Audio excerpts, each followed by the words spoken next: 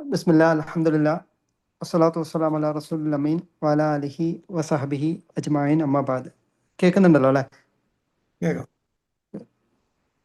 സ്നേഹം നിറഞ്ഞ സഹോദരന്മാരെ, വിസ്ഡം ഇസ്ലാമിക് ഓർഗനൈസേഷൻ്റെ ഘടകമായുള്ള Indian Islamic centre Saudi national കമ്മിറ്റിയുടെ കരിയർ വിങ്ങിൻ്റെ കീഴിൽ നടത്തുന്ന ഓയിൽ ആൻഡ് ഗ്യാസ് സെക്ടറിനെ കുറിച്ചുള്ള വിശദമായ പഠന കോഴ്സിൻ്റെ ആദ്യ ക്ലാസ്സിലാണ് നാമിപ്പോൾ. നാട്ടിലെ ടെക്നിക്കൽ എഞ്ചിനീയറിംഗ് മേഖലയിൽ ഇൻട്രസ്റ്റഡ് ആയിട്ടുള്ള എംടെക്കും ബിടെക്കും അതുപോലെ ഡിപ്ലോമ IT ITC VHSC തുടങ്ങിയവ പഠിച്ചു കഴിഞ്ഞവരും പഠിച്ചുകൊണ്ടിരിക്കുന്നവരും അതുപോലെ തന്നെ 10th കഴിഞ്ഞ് അല്ലെങ്കിൽ +1 +2 കഴിഞ്ഞ് ടെക്നിക്കൽ മേഖലയിൽ ജോലി ചെയ്യാൻ പഠിക്കാൻ ആഗ്രഹമുള്ള ധാരാളം ആളുകൾ നമുക്കിടയിലുണ്ട്. അപ്പോൾ ഓയിൽ ആൻഡ് ഗ്യാസ് മേഖലയിൽ നമുക്കറിയാവുന്ന പോലെ ഒരുപാട് ജോലി സാധ്യതകളുണ്ട്. പലർക്കും അവസരങ്ങൾ വരുമ്പോൾ അതറിയാൻ സാധിക്കുന്നില്ല. അതുപോലെ തന്നെ ഓപ്പർച്യൂണിറ്റീസ് കണ്ടെത്താനായിട്ട് ശ്രമിക്കുന്നെങ്കിൽ തന്നെ അത് പ്രോപ്പറായിട്ട് എത്തിപ്പെടാനും സാധിക്കുന്നില്ല. അല്ലെങ്കിൽ പലപ്പോഴും പലരും എനിക്ക് ഗൾഫ് എക്സ്പീരിയൻസ് ഇല്ല, അല്ലെങ്കിൽ ഇനി എന്ത് കോഴ്സ് ചെയ്യണമെന്ന് അറിയുന്നില്ല, അല്ലെങ്കിൽ പ്രോപ്പറായിട്ടുള്ളൊരു ഗൈഡൻസ് കിട്ടുന്നില്ല, അല്ലെങ്കിൽ ഒരു CV പ്രോപ്പറായിട്ടില്ല, അല്ലെങ്കിൽ ഇൻ്റർവ്യൂ ഫേസ് ചെയ്യാൻ പറ്റുന്നില്ല എന്നിങ്ങനെയുള്ള ചോദ്യങ്ങൾക്കുള്ള ഒരു പരിഹാരമാണ് സൗദി കോർഡിനേഷൻ കമ്മിറ്റിയുടെ കീഴിലുള്ള ഈ ഒരു കോഴ്സിലൂടെ നമ്മൾ ഉദ്ദേശിക്കുന്നത്. നമ്മൾ ടെക്സ്റ്റ് മെസ്സേജിൽ സൂചിപ്പിച്ചതുപോലെ തന്നെ എല്ലാ മാസവും ഇൻഷാ അല്ലാഹ് സെക്കൻഡ് സാറ്റർഡേയും ലാസ്റ്റ് സാറ്റർഡേ ആണ് നമ്മൾ ക്ലാസ്സുകൾ ഉദ്ദേശിക്കുന്നത്. അപ്പോൾ ഈ ഓയിൽ ആൻഡ് ഗ്യാസ് പെട്രോകെമിക്കൽ ഇൻഡസ്ട്രിയിൽ എന്തെല്ലാം സ്കില്ലുകൾ ആവശ്യമുണ്ട്, അതുപോലെ തന്നെ കറണ്ട് ട്രെൻഡ് എന്തൊക്കെയാണ്, കറണ്ട് ഓപ്പർച്യൂണിറ്റീസ് എന്തൊക്കെയാണ്, എങ്ങനെ ഓപ്പർച്യൂണിറ്റീസ് കണ്ടെത്താം, അതുപോലെ തന്നെ ഓരോ ജോബിൻ്റെയും റോൾസ് എന്തൊക്കെയാണ്, റെസ്പോൺസിബിലിറ്റീസ് എന്തൊക്കെയാണ്, അതുപോലെ അഡ്വാൻസ്ഡ് കോഴ്സസ് എന്തൊക്കെയാണ് തുടങ്ങിയ കാര്യങ്ങളൊക്കെ ഇൻഷാ അല്ലാഹ് നമുക്ക് വരുന്ന ക്ലാസ്സുകളിൽ നമ്മൾ പഠിപ്പിക്കുന്നതാണ്. അതുപോലെ തന്നെ നമ്മുടെ കൺസ്ട്രക്ഷൻ, മെയിൻ്റനൻസ്, ഷട്ട് ഡൗൺ, ഡിസൈന് തുടങ്ങിയ മേഖലകളിലൊക്കെ തന്നെ ഓരോ ഫീൽഡും പഠിച്ചവർക്ക്, ഇപ്പം പൈപ്പിംഗ് പഠിച്ചവരുണ്ടാവും, സിവിൽ ഉണ്ടാവും, ഇലക്ട്രിക്കൽ ഉണ്ടാവും, ഇൻസ്ട്രുമെൻ്റ് ഉണ്ടാവും, മെക്കാനിക്കൽ ഉണ്ടാവും, സ്ട്രക്ചർ ഉണ്ടാവും. അങ്ങനെ ഓരോ ഫീൽഡിലും ഉള്ളവർക്ക് അവരുടെ റോൾസ് എന്തൊക്കെയാണ്, റെസ്പോൺസിബിലിറ്റീസ് എന്തൊക്കെയാണ് തുടങ്ങിയ കാര്യങ്ങളൊക്കെ തന്നെ വിശദമായി വരുന്ന ആഴ്ചകളിലെ ക്ലാസ്സുകളിലൊക്കെ തന്നെ ചർച്ച ചെയ്യാനായിട്ടാണ് ഉദ്ദേശിക്കുന്നത്. അതുപോലെ തന്നെ നിലവിൽ ഈ മേഖലയിൽ ജോലി ചെയ്യുന്നവരാണെങ്കിൽ എങ്ങനെ നിലവിലെ മേഖലയിൽ ശോഭിക്കാം, അല്ലെങ്കിൽ നിലവിലെ സ്റ്റേജിൽ നിന്ന് നെക്സ്റ്റ് ലെവലിലേക്ക് എങ്ങനെ എത്തിപ്പെടാം തുടങ്ങിയ കാര്യങ്ങളൊക്കെ ഇൻഷാ അല്ലാഹ് ചർച്ച ചെയ്യാനാണ് ഉദ്ദേശിക്കുന്നത്. അപ്പോൾ ഇൻഷാ അല്ലാഹ് ഇതിൽ ക്ലാസ്സുകൾ എടുക്കുന്നത് ഈ മേഖലയിൽ ധാരാളം വർഷത്തെ പ്രവർത്തന പരിചയമുള്ള വ്യക്തിത്വങ്ങളാണ്. അൽഹംദുലില്ലാഹ് നമ്മുടെ ഇസ്ലാഹി സെൻറ്ററുകളിലെ തന്നെ പ്രവർത്തകരിലെ ഭൂരിഭാഗം ആളുകളും ഈ ഓയിൽ ആൻഡ് ഗ്യാസ് അല്ലെങ്കിൽ പെട്രോകെമിക്കൽ മേഖലയുമായി ബന്ധപ്പെട്ട് വർക്ക് ചെയ്യുന്നവരാണ്. അള്ളാഹു അവർക്ക് നൽകിയ ആ ഒരു പ്രൊഫഷൻ, ആ ഒരു ജോലി എന്ന മഹത്തായ അനുഗ്രഹം അത് മറ്റുള്ളവർക്ക് കൂടി ഉപകാരപ്പെടുന്ന രീതിയിലാകണം എന്നുള്ള ഒരു നല്ല നിയത്തോടു കൂടി ഒരു നല്ല ടീം മുന്നോട്ട് വരികയും അതിൻ്റെ ഭാഗമായിട്ടാണ് നമ്മൾ ഈ ഒരു കോഴ്സ് നമ്മൾ ഉദ്ദേശിക്കുന്നത് ഇൻഷാ അല്ലാഹ്. അപ്പോൾ ഇതിൻ്റെ ആദ്യത്തെ ഒരു ജനറൽ അവയർനെസ് ആണ് ഇന്നത്തെ ഈ ഒരു ക്ലാസ്സിൽ ഉൾപ്പെടുത്തിയിരിക്കുന്നത്. ഓയിൽ ആൻഡ് ഗ്യാസിൻ്റെ ഇമ്പോർട്ടൻസും അതുപോലെ തന്നെ നമ്മുടെ കോഴ്സുകളെ കുറിച്ചുള്ള ഒരു ഓവർവ്യൂ, അതുപോലെ എന്തൊക്കെ കാറ്റഗറീസ് ഉള്ള ആളുകളെയാണ് ഓയിൽ ആൻഡ് ഗ്യാസ് പെട്രോകെമിക്കൽ മേഖലയിൽ വേണ്ടത് തുടങ്ങിയ അടിസ്ഥാന കാര്യങ്ങളൊക്കെയാണ് ഇന്നത്തെ ക്ലാസ്സിൽ ഉൾപ്പെടുത്തിയിട്ടുള്ളത്. കൂടാതെ നമുക്ക് സമയം അനുവദിക്കുകയാണെങ്കിൽ ചെറിയൊരു ഇൻട്രാക്റ്റീവ് സെഷനും കൂടെ ഉൾപ്പെടുത്തുന്നുണ്ട്. എല്ലാവരും ഒരു പേനയും പേപ്പറും കയ്യിൽ കരുതുന്നത് നല്ലതാണ്. നമ്മുടെ പോയിന്റ്സ് ഒക്കെ എന്തെങ്കിലും ഉണ്ടെങ്കിൽ നമുക്കത് നോട്ട് ചെയ്യാം. ഇൻഷാ അല്ലാഹ് നമുക്ക് ഈ ഒരു കോഴ്സിൻ്റെ നമ്മുടെ ആമുഖ സംഭാഷണം നിർവഹിക്കുന്നത് ബഹുമാന്യനായ അർഷദ് ബിൻ ഹംസ അവർകളാണ്. അദ്ദേഹം വളരെ വർഷങ്ങളായി സൗദിയിൽ ഇൻഡസ്ട്രിയൽ ഹബ്ബായ നമ്മുടെ ഇൻഡസ്ട്രിയൽ സിറ്റി എന്നറിയപ്പെടുന്ന ജുബൈൽ ഇൻഡസ്ട്രിയൽ കോളേജിൽ പ്രൊഫസറായിട്ട് വർക്ക് ചെയ്ത് വരികയാണ്. ഇന്ത്യൻ ഇസ്ലാഹി സെൻറ്റർ നാഷണൽ കോർഡിനേഷൻ കമ്മിറ്റിയുടെ വൈസ് പ്രസിഡൻ്റാണ് അദ്ദേഹം. അതുപോലെ ജുബൈൽ ഇന്ത്യൻ ഇസ്ലാഹി സെൻറ്ററിൻ്റെ പ്രസിഡൻ്റാണ്. അതുപോലെ KMCCയുടെ റോയൽ കമ്മീഷൻ ഏരിയയുടെ പ്രസിഡൻ്റാണ്. തുടങ്ങിയ വിവിധ മേഖലകളിൽ അർഷദ്ക്കയുടെ സാന്നിധ്യമുണ്ട്. 1992 electrical and communication engineering BE കഴിച്ചതിന് ശേഷം NIT കാലിക്കറ്റിൽ MTech കഴിയുകയും അതുപോലെ തന്നെ NITയിൽ നിന്ന് തന്നെ PhD പൂർത്തീകരിക്കാനുള്ള കാര്യങ്ങൾ ചെയ്തുകൊണ്ടിരിക്കുകയും ചെയ്യുകയാണ്. അപ്പോൾ അദ്ദേഹത്തെ ഈ ഒരു ക്ലാസ്സിലേക്ക് സ്വാഗതം ചെയ്യുകയാണ്. ഇൻഷാ അല്ലാഹ് എല്ലാവരും വളരെ ശ്രദ്ധയോടുകൂടി നമ്മുടെ ക്ലാസ്സുകൾ ശ്രദ്ധിക്കണം എന്നാണ് ഓർമ്മപ്പെടുത്താനുള്ളത്. മൈക്ക് എല്ലാവരും അൺമ്യൂട്ടാക്കി ഇടുക. അവസാനം ഇൻഷാ അല്ലാഹ് ചോദ്യോത്തര സെഷൻ്റെ ആ സമയത്ത് നമുക്ക് മ്യൂട്ടാക്കിയാൽ മതി. എല്ലാവരെയും ഒറ്റവാക്കിൽ സ്വാഗതം ചെയ്യാണ്. നമ്മുടെ ഇൻട്രൊഡക്ഷൻ സ്പീച്ചിനായിട്ട് അർഷാദ് ബിൻ ഹംസ അവർകളെ ആദരപൂർവ്വം ക്ഷണിക്കുകയാണ്. അസ്സലാമു അലൈക്കും വറഹ്മത്തുള്ളാഹി. വലൈക്കും വറഹ്മത്തുള്ളാഹി വബറകാതുഹു. കേൾക്കുന്നുണ്ടല്ലോ അല്ലേ? ഉണ്ട് ഉണ്ട്. അൽഹംദുലില്ലാഹ് വസ്സലാത്തു വസ്സലാമു അലാ റസൂലില്ലാഹ് വഅലാ ആലിഹി വസഹ്ബിഹി അജ്മഈൻ. അമ്മാ ബഅദ്. വളരെയേറെ സന്തോഷകരമായ ഒരു ദിനത്തിലാണ് നമ്മളുള്ളത്. ഇന്ത്യൻ ഇസ്ലാഹി സെന്ററുകളുടെ സൗദി നാഷണൽ കോർഡിനേഷൻ കമ്മിറ്റിയുടെ കീഴിൽ ഒരുപാട് വിങ്ങുകൾ പ്രവർത്തിക്കുന്നുണ്ട്. അതിലൊരു പ്രധാന ഫങ്ഷനുള്ള ഒരു വിങ്ങാണ് ഈ കരിയർ ഗൈഡൻസ് വിങ്. അപ്പോൾ കരിയർ ഗൈഡൻസ് വിങ്ങിന്റെ കീഴിലുള്ള ഈ ഒരു സംരംഭം വളരെയേറെ പ്രതീക്ഷ നൽകുന്ന, ഒരുപാട് ആളുകൾക്ക് ഉപകാരപ്രദമാകുന്ന ഒരു ഒരു വലിയൊരു ടാസ്ക്കാണ്. അഥവാ 2 ആഴ്ച കൂടുമ്പോൾ വിവിധ ഇൻഡസ്ട്രികളിലുള്ള ജോലി സാധ്യതകളെ കുറിച്ച് അതിന് താല്പര്യപ്പെടുന്ന ഉദ്യോഗാർത്ഥികൾക്ക് അതിന്റെ വിവരങ്ങൾ നൽകുക, പ്രോപ്പർ ഗൈഡൻസ് നൽകുക എന്നത് വലിയൊരു ഉദ്യമമാണ്. അല്ലാഹു അതിന് ഖൈറും ബർക്കത്തും നൽകുമാറാകട്ടെ. ഇതിൽ ഏറ്റവും വലിയ രാഷ്ട്രങ്ങളൊന്നാണ്. ഒരുപാട് പെട്രോ കെമിക്കൽ ഇൻഡസ്ട്രീസ് ഉള്ള ഒരു നാടാണ്. അപ്പോൾ ഞാനുള്ളത് ജുബൈൽ ഇൻഡസ്ട്രിയൽ സിറ്റിയാണ്. വേൾഡിലെ തന്നെ ഏറ്റവും വലിയ ഇൻഡസ്ട്രിയൽ സിറ്റികളൊന്നാണ്. അവിടെ ഇൻഡസ്ട്രികളിലേക്ക് കുട്ടികളെ തയ്യാറാക്കാൻ വേണ്ടിയിട്ട് 40 വർഷം മുമ്പ് രൂപീകരിച്ച ജുബൈൽ ഇൻഡസ്ട്രിയൽ കോളേജിൽ ഒരു കമ്പ്യൂട്ടർ എഞ്ചിനീയറിംഗിലെ ഫാക്കൽറ്റി ആയിട്ടാണ് ഇപ്പോൾ വർക്ക് ചെയ്യുന്നത്. 17 വർഷമായി. ഇപ്പോൾ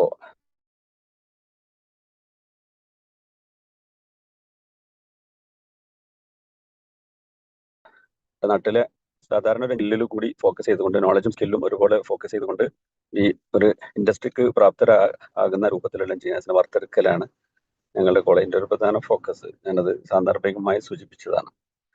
അപ്പോൾ വാസ്തവത്തിൽ ഒരു വിദേശത്ത് ജോലിക്ക് വരുമ്പോൾ ഉണ്ടാകേണ്ട ഒരുപാട് പ്രിപ്പറേഷൻ കേവലം നാട്ടിലൊരു എഞ്ചിനീയറിംഗ് ഗ്രാജുവേഷൻ കഴിഞ്ഞ് കേവലം ഒരു തിയററ്റിക്കൽ കൺസെപ്റ്റിൽ മാത്രം കൂടുതൽ ഫോക്കസ് ചെയ്യുന്ന ഒരു വിദ്യാർത്ഥിയെ സംബന്ധിച്ചിടത്തോളം കൂടുതൽ ഏതൊക്കെ സ്കിൽ ഏരിയയിലാണ് ഫോക്കസ് വേണ്ടത്, ഇൻഡസ്ട്രിയിൽ ജോലിക്ക് വരാനുള്ള തയ്യാറെടുപ്പുകൾ എന്തൊക്കെ വേണം എന്നുള്ളത് കൃത്യമായതിൻ്റെ ഒരു വിവരം കിട്ടണം.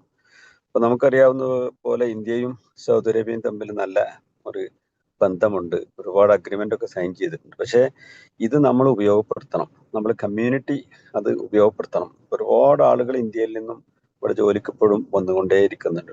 ഒരു ഭാഗത്ത് പിന്നെ സൗദിയൈസേഷൻ എന്ന രൂപത്തിൽ പിന്നെ ഒരുപാട് ടെർമിനേഷൻ നടക്കുന്നുണ്ട്. പക്ഷെ അതിലുപരി പുതിയ ഒരുപാട് പ്രൊജക്റ്റുകൾ വരികയും പിന്നെ പല നാടുകളിൽ നിന്നും പിന്നെ ആളുകൾ ഇവിടെ വന്ന് ജോലി ചെയ്യുകയും ചെയ്യുന്നുണ്ട്. പക്ഷെ ഇന്ത്യക്ക് ഒരുപാട് പ്രാധാന്യം ഉണ്ട്. പക്ഷെ അത് ഉപയോഗപ്പെടുത്തുന്നതിൽ മുസ്ലിങ്ങൾ വളരെ പിന്നിലാണ് എന്നതൊരു ദുഃഖകരമായ സത്യമാണ്.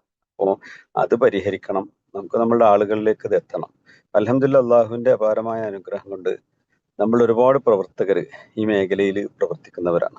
ഇവിടെയുള്ള ഒരുപാട് കമ്പനികളിൽ, ഇൻഡസ്ട്രിയിലെ വിവിധ മേഖലകളിൽ, പെട്രോകെമിക്കൽ ഇൻഡസ്ട്രിയിൽ തന്നെയും അല്ലാതെയും ഒരുപാട് മേഖലകളിൽ പ്രവർത്തിക്കുന്ന നമ്മൾ ഒരുപാട് സഹോദരന്മാരുണ്ട്.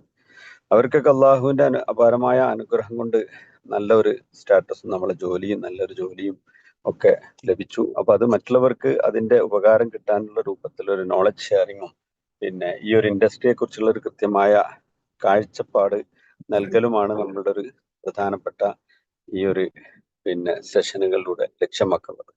അപ്പൊ എല്ലാ 2 ആഴ്ച കൂടുമ്പോഴും ഒറീഷ മോഡുലാർ മൊഡ്യൂളായിക്കൊണ്ട് പിന്നെ ഉള്ള സെഷൻസ് ആണ്. ഓരോ ഫീൽഡിലുള്ള എക്സ്പേർട്സ് അതിനായി ഒരുങ്ങി പിന്നെ പ്രിപ്പയർ ചെയ്തുകൊണ്ട് നിങ്ങളുമായി സംവദിക്കും. അത് പരമാവധി ഉപയോഗിക്കണം എന്നാണ് പറയാനുള്ളത്. അപ്പോൾ സൗദി നാഷണൽ കോർഡിനേഷൻ കമ്മിറ്റിയെ സംബന്ധിച്ചിടത്തോളം ഒരുപാട് പ്രൊവിൻസുകളുണ്ട്. അപ്പോൾ ഈ 5-6 മേഖലകളാക്കി തിരിച്ചുകൊണ്ട് പിന്നെ പ്രവർത്തനം വളരെ പിന്നെ ഫലപ്രാപ്തിയോടുകൂടി നമുക്ക് ചെയ്യാൻ സാധിക്കുന്നുണ്ട്. കിഴക്ക് ഭാഗത്ത് ഈസ്റ്റ് ആണെങ്കിലും അതുപോലെ വെസ്റ്റ്, പിന്നെ നോർത്ത്, സൗത്ത്, സെൻട്രൽ തുടങ്ങി വിവിധ സോണുകളാക്കിക്കൊണ്ട്, പ്രൊവിൻസുകളാക്കിക്കൊണ്ട് തിരിച്ചിട്ട് ഞങ്ങൾ പ്രവർത്തനം ക്രമീകരിച്ചിട്ടുണ്ട്. അപ്പോൾ ഓരോ ഏരിയയിലുമുള്ള ഫോക്കസും വ്യത്യാസമാവാം. ഒരു ഇൻഡസ്ട്രിയെ കുറിച്ച് പറയുമ്പോൾ ഈസ്റ്റേൺ പോയിന്റ്സിൽ ജുബൈൽ, ദമാം തുടങ്ങിയിട്ടുള്ള സ്ഥലങ്ങളിലൊക്കെ ഇൻഡസ്ട്രിക്ക് കുറച്ചും കൂടി കൂടുതൽ ഫോക്കസ് ഉണ്ട്. അതുപോലെ ഇപ്പോൾ പുതിയ ഒരു ഏരിയയാണ് ജിസാനിലെ റോയൽ കമ്മീഷൻ. അതുപോലെ ഇപ്പോൾ ഇൻഡസ്ട്രി സിറ്റി എന്നുള്ള നിലക്ക് നന്നായി ഡെവലപ്പ് ചെയ്തു വരുന്ന ഒരു മേഖലയാണ്. അപ്പോൾ ഒരുപാട് സ്ഥലങ്ങളുണ്ട്. അപ്പോൾ നിങ്ങൾ തന്നെ വാർത്തകളിലൊക്കെ വായിച്ചിട്ടുള്ളത് പോലെ ഒരുപാട് പ്രൊജക്റ്റുകൾ ഇപ്പോൾ വരുന്നുണ്ട്. ഇപ്പോൾ വേൾഡ് കപ്പും അങ്ങനെയുള്ള ഒരുപാട് ഇവന്റ്സ് വരുന്നുണ്ട്. അതിന്റെ മുന്നോടിയായിട്ടുള്ള കുറെ വർക്കുകളും പ്രൊജക്റ്റുകളൊക്കെ ഉണ്ട്. അതിലുപരി സ്ഥിരമായുള്ള സ്ഥായിയായ ഈ പെട്രോ കെമിക്കൽ ബിസിനസ്സിലുള്ള അതുമായി ബന്ധപ്പെട്ട ഇൻഡസ്ട്രിയും ഒരുപാടുണ്ട്. അപ്പോൾ ഇങ്ങനെയുള്ള ഈ ഇൻഡസ്ട്രികളിലേക്കൊക്കെ എങ്ങനെ നമ്മളുടെ ആളുകളെ പ്രാപ്തരാക്കാൻ പറ്റും എന്നതിനെ കുറിച്ചുള്ള ഒരു ചിന്തയിൽ നിന്നാണ് വാസ്തവത്തിൽ ഇങ്ങനെ ഒരു സെഷൻ നമ്മൾ തുടങ്ങാൻ വേണ്ടിയിട്ട് തീരുമാനിച്ചത്. അൽഹംദുലില്ലാ. ഏതായാലും അള്ളാഹുവിന്റെ അപാരമായ അനുഗ്രഹം കൊണ്ട് നിങ്ങൾക്കൊക്കെ അതിന്റെ ഭാഗമായി മാറാൻ സാധിച്ചു. പരമാവധി അത് ഉപയോഗപ്പെടുത്തണം എന്നുകൂടി ഉണർത്തുകയാണ്. ഞാൻ ദീർഘിപ്പിക്കുന്നില്ല. നമ്മളുടെ ഫാക്കൽറ്റി ഇത് പ്രസന്റ് ചെയ്യാൻ വേണ്ടിയിട്ട് റെഡിയായി നിൽക്കുകയാണ്. വളരെയേറെ ശ്രദ്ധയോടുകൂടി ആവശ്യമുള്ള പോയിന്റ്സ് ഒക്കെ നോട്ട് ചെയ്ത് ഇന്ററാക്ട് ചെയ്യേണ്ട സമയത്ത് ആവശ്യമെങ്കിൽ ഇന്ററാക്ട് ചെയ്യുകയും പിന്നീടും കമ്മ്യൂണിക്കേറ്റ് ചെയ്യുകയൊക്കെ ചെയ്തുകൊണ്ട് ഇത് പരമാവധി ഉപയോഗപ്രദമാക്കി മാറ്റണം എന്നാണ് അഭ്യർത്ഥിക്കാനുള്ളത്. അള്ളാഹു അനുഗ്രഹിക്കുമാറാകട്ടെ. അസ്സലാമു അലൈക്കും വറഹ്മത്തുള്ളാഹി വബറകാതുഹു. വലൈക്കും അസ്സലാം വറഹ്മത്തുള്ളാഹി വബറകാതുഹു. ജസാക്കുമുല്ലാഹ് ഖൈർ. അൽഹംദുലില്ലാ, അർഷദക്ക സൂചിപ്പിച്ചത് പോലെ തന്നെ GCCയിലെ പല ഭാഗങ്ങളിലും ഇസ്ലാഹി സെൻ്ററുകളുടെ പ്രവർത്തനങ്ങൾ നടന്നു വരുന്നുണ്ട്. ഇഹലോകത്തും പരലോകത്തും മുതൽക്കൂട്ടാകുന്ന പല പ്രവർത്തനങ്ങളും ഇസ്ലാഹി സെൻ്ററുകൾ വഴി നടത്തി വരുന്നുണ്ട്. അള്ളാഹു നമ്മുടെ പ്രവർത്തനങ്ങൾ സ്വീകരിക്കുമാറാകട്ടെ. ഇൻഷാ അല്ലാഹ് നമ്മൾ അടുത്തതായിട്ട് നമ്മുടെ ആദ്യത്തെ സെഷനിലേക്ക് കടക്കുകയാണ്. ആദ്യത്തെ സെഷൻ കൈകാര്യം ചെയ്യുന്ന ബഹുമാന്യനായ ഷിയാസാണ്. അദ്ദേഹം നാട്ടിലെ MBA കഴിഞ്ഞതിന് ശേഷം സൗദി അറംകോ പ്രൊജക്റ്റുകളിലൊക്കെ തന്നെ ഫയർ ഫൈറ്റിംഗ്, അതുപോലെ തന്നെ ഫയർ അലാം സിസ്റ്റം തുടങ്ങിയ മേഖലകളിൽ പ്രവർത്തിക്കുന്ന വ്യക്തിത്വമാണ്. സേഫ്റ്റി ട്രെയിനറാണ് അദ്ദേഹം. കൂടാതെ career guidance, soft skill development ട്രെയിനിങ്ങുകൾക്കൊക്കെ തന്നെ ധാരാളമായി കണ്ടക്ട് ചെയ്യുന്ന വ്യക്തി കൂടിയാണ്. അദ്ദേഹത്തെ നമ്മുടെ കോഴ്സിൻ്റെ ഇമ്പോർട്ടൻസും ഒരു ഓവർവ്യൂവും അതുപോലെ തന്നെ വരാനുള്ള ക്ലാസ്സുകളെ കുറിച്ചുള്ളൊരു പിക്ചറും അദ്ദേഹം നമുക്ക് നൽകുന്നതാണ്. അദ്ദേഹത്തെ അതിനുവേണ്ടി ക്ഷണിക്കുകയാണ്. അസ്സലാമു അലൈക്കും.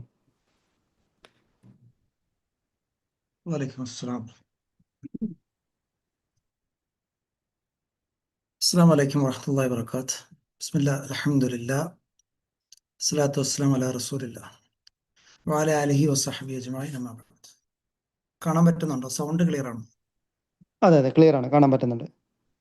സ്ക്രീനും കാണുന്നുണ്ട്. Okay,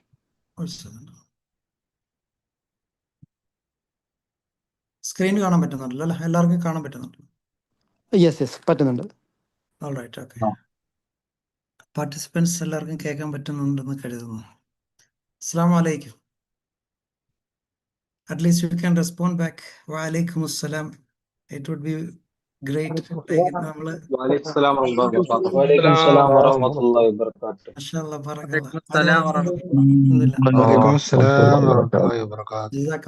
Okay, anyhow, we have only 15. ഈ ഒരു സെഷൻ നമുക്കൊരു 15 minutes മാത്രമേ ഉള്ളൂ. Then after we'll go for the real petrochemicals, like the work models and all that will be discussed later. നമ്മളിപ്പം ഫസ്റ്റിലത്തെ ഈ ഒരു സ്ലൈഡിൽ കൊടുത്തിരിക്കുന്നത് ഒരു ജസ്റ്റ് ഓവർവ്യൂ. നമ്മളുടെ ഈ ഒരു so far we found almost 12 classes. We already scheduled almost not 12. Sound clear? All right. Okay. എല്ലാവരും മ്യൂട്ട് ഇട്ടോ. കേൾക്കാൻ പറ്റുന്നുണ്ടല്ലോ അല്ലേ? Yes. All right. Okay. So നമ്മൾ മെയിൻലി ഉദ്ദേശിക്കുന്നത് ഒരു ഓവർവ്യൂ. നമ്മളുടെ overall almost 12 days we already planned and we already scheduled it. നമ്മളുടെ training എപ്രകാരമാണ് പോകേണ്ടത്, അതിനകത്ത് എന്തൊക്കെ സിലബസുകളാണ് ഇൻക്ലൂഡ് ആയിട്ടുള്ളത്, പിന്നെ എന്തൊക്കെ മോഡ്യൂൾസ് ആണ് അതിനകത്ത് വന്നിട്ടുള്ളത്, ഇതിനെക്കുറിച്ചുള്ള ഒരു ബ്രീഫ് ഡീറ്റെയിലിംഗ് മാത്രമാണ് നമ്മൾ തരുന്നത്. പിന്നെ ഒരു ട്രെയിനിങ്ങിനെ കുറിച്ചിട്ടും first one premium level career guidance.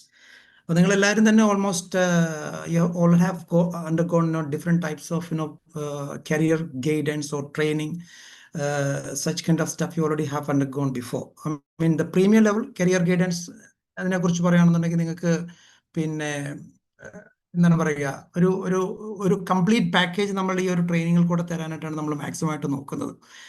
സാധാരണ ഇപ്പം പ്രീമിയം ലെവലിനകത്ത് നമ്മൾ മെയിൻലി ഫോക്കസ് ചെയ്യുന്നത് പിന്നെ 1-on-1 മെന്റർഷിപ്പ്. മാക്സിമം വളരെ എക്സ്പേർട്സ് ആയിട്ടുള്ള ആളുകൾ, അറാംകോ അല്ലെന്നുണ്ടെങ്കിൽ സാബിക് പോലുള്ള കമ്പനികൾ വളരെ ലൈവ്ലി പിന്നെ വർക്ക് ചെയ്തുകൊണ്ടിരിക്കുന്ന പ്രൊഫഷണൽസ് ആയിട്ടുള്ള ആളുകൾ, അവർ മാക്സിമം ഇൻവോൾവ് ചെയ്തുകൊണ്ട് തന്നെ പിന്നെ അവരുടെ സ്കില്ലുകൾ നമുക്കിവിടെ ഉപയോഗപ്പെടുത്താൻ പറ്റും. ഓൾറൈറ്റ്. അപ്പോൾ അതൊരു പ്രീമിയം ലെവൽ കരിയർ ഗൈഡൻസ് എന്ന ഒരു രൂപത്തിലാണ് നമ്മുടെ ട്രെയിനിങ് കംപ്ലീറ്റ് ആയിട്ട് പോയിക്കൊണ്ടിരിക്കുന്നത്. It includes 1-on-1 mentorship. അതുപോലെ തന്നെ നമ്മളുടെ ഇപ്പം ക്ലാസ്സിനകത്ത് ഇപ്പം ഈ ഒരു കോഴ്സ് കഴിയുന്നതോടുകൂടി തന്നെ നമ്മുടെ സോഫ്റ്റ് സ്കിൽ ഇമ്പ്രൂവ് ചെയ്യേണ്ടതുണ്ട്. അതുപോലെ തന്നെ നമ്മുടെ importance of knowing your strength, skills and interest. നമ്മുടെ സ്ട്രെങ്ത് എന്താണ്, അല്ലെങ്കിൽ നമ്മുടെ സ്കിൽസ് എന്താണ്, അതുപോലെ നമ്മുടെ ഇൻട്രസ്റ്റ് എന്താണ്.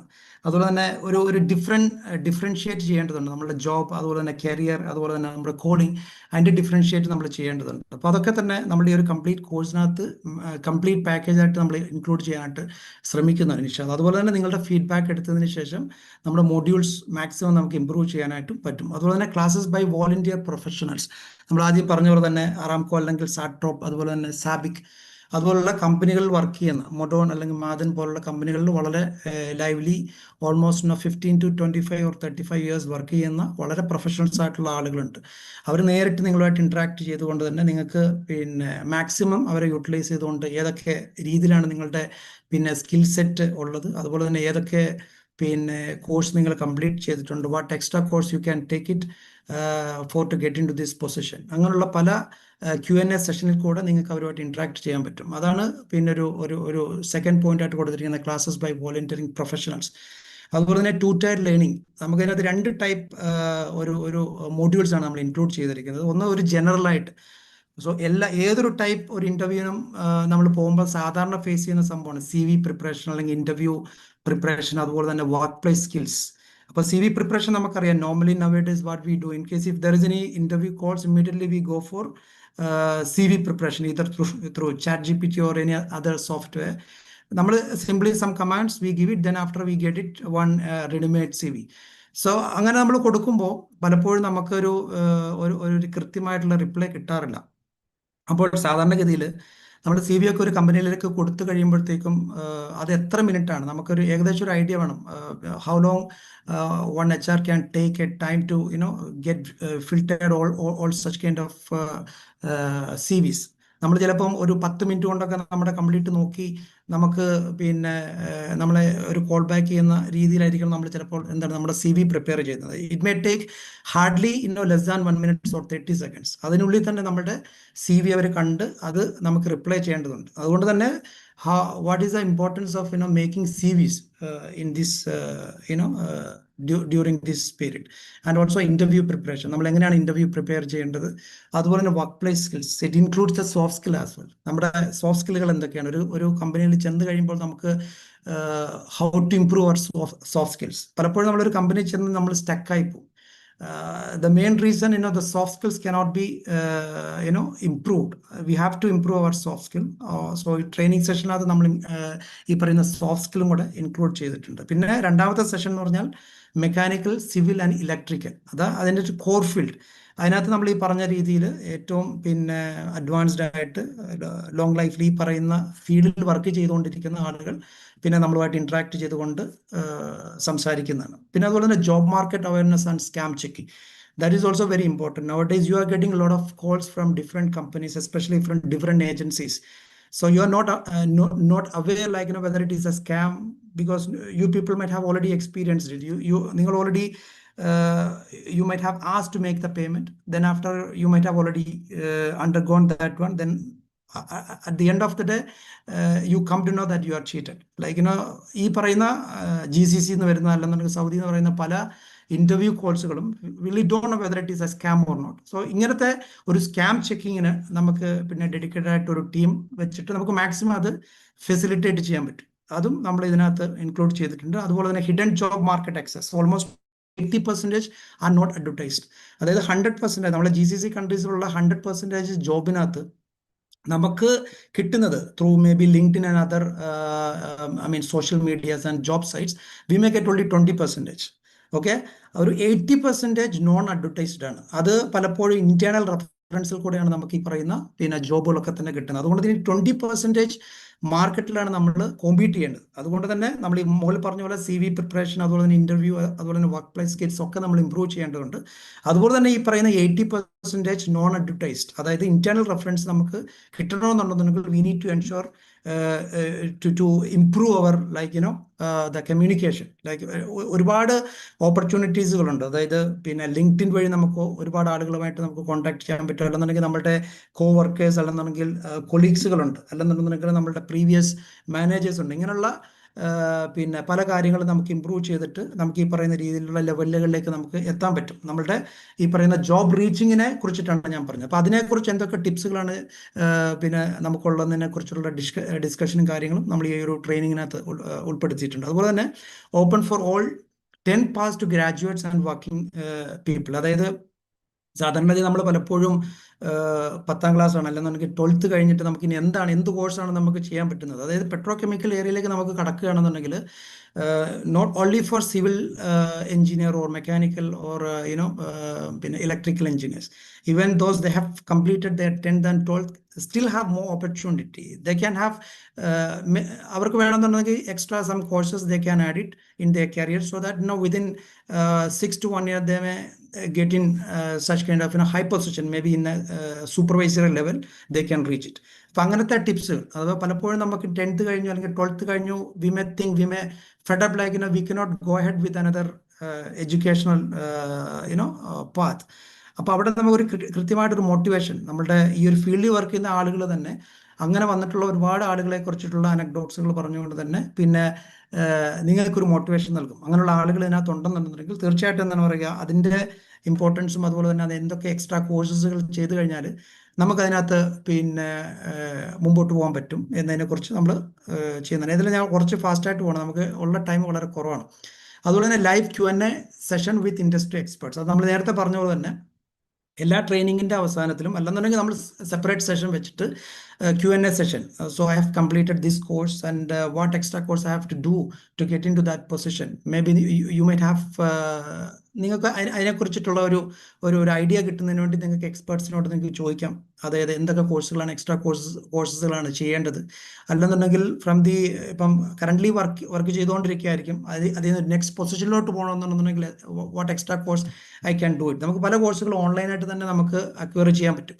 അപ്പം അതിനെക്കുറിച്ചിട്ടുള്ള പിന്നെ എക്സ്പെർട്ടീസ് നമ്മുടെ കൂട്ടത്തിൽ തന്നെ ഉണ്ട്. അവർ തീർച്ചയായിട്ടും അതിൻ്റെ കൂടുതൽ ഡീറ്റെയിലുകൾ നിങ്ങൾക്ക് തരുന്നതാണ്. അതുപോലെ തന്നെ വിസ്ഡം ജോബ് അലേർട്ട് ഗ്രൂപ്പ് എന്ന് പറഞ്ഞിട്ട് ഒരു വാട്സപ്പ് ഗ്രൂപ്പ് ഉണ്ട്. So mainly it's been managed by ഉസ്മാൻക. അദ്ദേഹം നമ്മുടെ ഈ ഒരു ഗ്രൂപ്പിലുണ്ട്. അപ്പോൾ അതിനകത്ത് കൂടുതൽ വെരിഫൈഡ് ജോബ്സ് ആണ് across GCC, not only in Saudi Arabia, even Qatar as well as Dubai. You can join that group so that mostly you'll be getting the filtered jobs, and which even still you can cross check with the admin team, like whether it is verified job or not. As we already discussed, the scams are being spread across different channels, so that at least you can join this wisdom job alert, so there will be at least getting a 100% or 95% verified job can be reached to your location.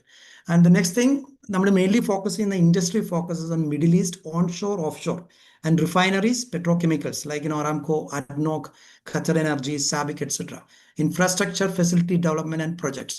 ഇതാണ് നമ്മൾ mainly focus ചെയ്തിരിക്കുന്നത്. In future, so if you feel like this kind of training programs getting more advanced, or also more okay with more people, definitely we can add more modules in it.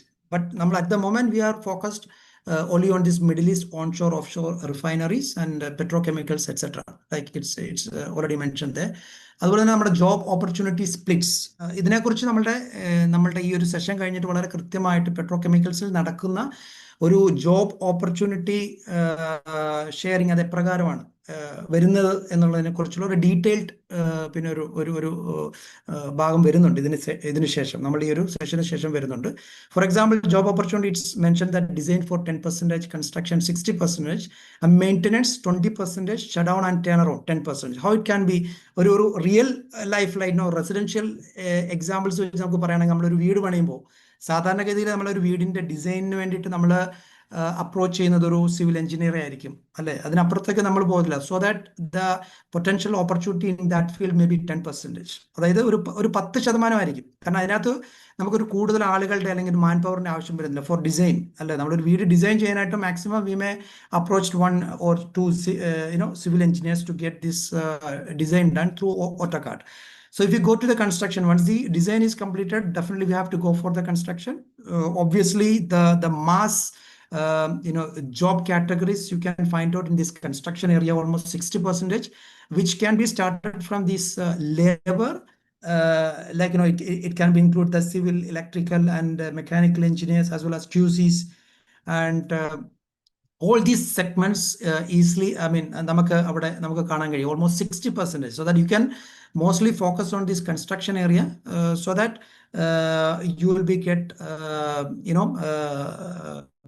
this particular job channel very easily. അപ്പോൾ നമ്മൾ mainly എവിടെയാണ് നമ്മൾ focus ചെയ്യേണ്ടത്? So in case if you are focused on this 10% skilled area, definitely the competition will be very high. So that you can at least get into this construction area, will be getting more opportunity to get into that. And അതുപോലെ തന്നെ maintenance, നമ്മളൊരു വീട് പണിതതിന് ശേഷം almost ആ വീട് പണി കഴിയുമ്പോഴത്തേക്ക് almost 20% job opportunity comes under maintenance. ചിലപ്പോൾ നമ്മളൊരു വീട് പണിതിട്ട് പിന്നെ നമ്മളെ ഒരു വെള്ളം പൊട്ടി, അല്ലെന്നുണ്ടെങ്കിൽ നമ്മുടെ ഒരു ഇലക്ട്രിക്കൽ ഇഷ്യൂസ് വന്നു കഴിഞ്ഞാൽ ഒബ്വിയസ്ലി നമ്മൾ ജസ്റ്റ് ഒന്ന് ഞാൻ അവരോടൊന്ന് കമ്പയർ ചെയ്യാണ്. സോ അവിടെ ഒരു 20% അതിൻ്റെ ഒരു പൊട്ടൻഷ്യൽ ജോബ് ഓപ്പർച്യൂണിറ്റി വരികയുള്ളൂ. അപ്പോൾ അവസാനം ഒരു shut down and turn around. So comparing, I mean, നമുക്ക് ചിലപ്പോൾ ഒരു റിയൽ ലൈഫിൽ, റെസിഡൻഷ്യൽ ലെവലിൽ പറയുകയാണെന്നുണ്ടെങ്കിൽ ഒരു 1 year 2 years കഴിയുമ്പോൾ നമുക്ക് ജസ്റ്റ് ഒരു പെയിന്റിങ് അല്ലെങ്കിൽ ഓവറോൾ ഇലക്ട്രിക്കൽ ഓർ പ്ലംബിംഗ് പിന്നെ ഒരു മെയിൻ്റനൻസ് ഒക്കെ വരുന്നത് ഒരു 10%, ഒരു ജോബ് സ്പ്ലിറ്റിംഗ് വരുന്നത്, അല്ലെന്നുണ്ടെങ്കിൽ അതൊരു ഷെയറിങ് വരുന്നത് ഈ രീതിയിലാണ്. അപ്പോൾ ഇതിന്റെ റിയൽ എക്സാമ്പിൾ പെട്രോകെമിക്കൽ ഫീൽഡിൽ എപ്രകാരമാണ് വരുന്നത് എന്നുള്ളതിനെ കുറിച്ച് നമ്മൾ ഡീറ്റെയിൽ ആയിട്ട് ഇൻഷാല്ലാ ഡിസ്കസ് ചെയ്യുന്നതാണ്. അതുപോലെ തന്നെ ഇവിടെ നമുക്ക് കാണാൻ കഴിയുന്നത് ഓയിൽ പ്രൊഡക്ഷൻ ബൈ കൺട്രിയാണ്. നമുക്ക് എന്തുകൊണ്ടാണ് GCC എന്ന് ചോദിച്ചു കഴിഞ്ഞാൽ, so you can find out total production almost 89,876,000 barrel per day production ആണ് ഇവിടെ നടക്കുന്നത്, അതായത് അക്രോസ് GCC. അവിടെ തന്നെ നമുക്ക് നോക്കണം, I mean almost 31% of the world production, അതായത് ക്രൂഡ് ഓയിലിന്റെ പ്രൊഡക്ഷൻ ഏറ്റവും കൂടുതൽ നടക്കുന്ന ഏരിയ പിന്നെ GCC ആയതുകൊണ്ട് തന്നെ അത്രയും വാസ്റ്റ് ആയിട്ടുള്ള ഒരു ജോബ് പൊട്ടൻഷ്യൽ മാർക്കറ്റാണ് ഈ പറയുന്ന GCC. അതിനകത്ത് തന്നെ സൗദി അറേബ്യ നമുക്കിവിടെ കൃത്യമായിട്ട് കാണാൻ പറ്റും. Almost 10,954 barrel per liter, I mean per day. You can find out the production it's been happening across the Saudi Arabia. And also you can find out it comes Kuwait next after that, and I mean Iran comes next after that, and Kuwait, UAE, Iraq. So this is almost the rough figure. At least you can identify how the opportunity can dig in this particular area. അപ്പോൾ നിങ്ങൾക്ക് ഇത്രമാത്രം opportunities നിങ്ങൾക്ക് ഇവിടെ കാണാൻ കഴിയും. അതുപോലെ തന്നെ major companies in KSA, നിങ്ങൾ എവിടെയൊക്കെയാണ് മെയിൻലി ഫോക്കസ് ചെയ്യേണ്ടത്? ഈ പറയുന്ന ഓയിൽ ഗ്യാസ് ഫീൽഡ്, അതുപോലെ തന്നെ പെട്രോ കെമിക്കൽസ് ഇൻഡസ്ട്രീസ് ഉണ്ട്, infrastructure and roads. Mainly companies എന്ന് പറഞ്ഞാൽ സൗദി അറാംകോ, നമ്മുടെ ഗവൺമെന്റ് റിലേറ്റഡ് ആയിട്ടുള്ള സൗദി അറാംകോ, അതിന്റെ പിന്നെ JV ആയിട്ട് വരുന്ന ജോയിന്റ് വെഞ്ചേഴ്സ് ആയിട്ട് വരുന്ന സാപ്ട്രോപ്പ് ഉണ്ട്, യാസ്രഫ്, സാംറഫ് ആൻഡ് പെട്രോറാബിക്, അതൊക്കെ തന്നെ ഓയിൽ ആൻഡ് ഗ്യാസ് ഇൻഡസ്ട്രിയിൽ വരുന്നതാണ്. അതിനുശേഷം petrochemicals and industries. Definitely I hope you know very well about the difference between oil gas and petrochemicals, the differences. Anyhow, upcoming classes, definitely the difference will be clearly mentioned. And also on the infrastructures and road, the royal commissions for Jubail and Yambu. അതുപോലെ തന്നെ electrical power, Saudi electricity company, and power water utilities, SWCC, അതുപോലെ തന്നെ മറാഫിക്. നിങ്ങൾക്ക് ആ list കാണാൻ പറ്റും.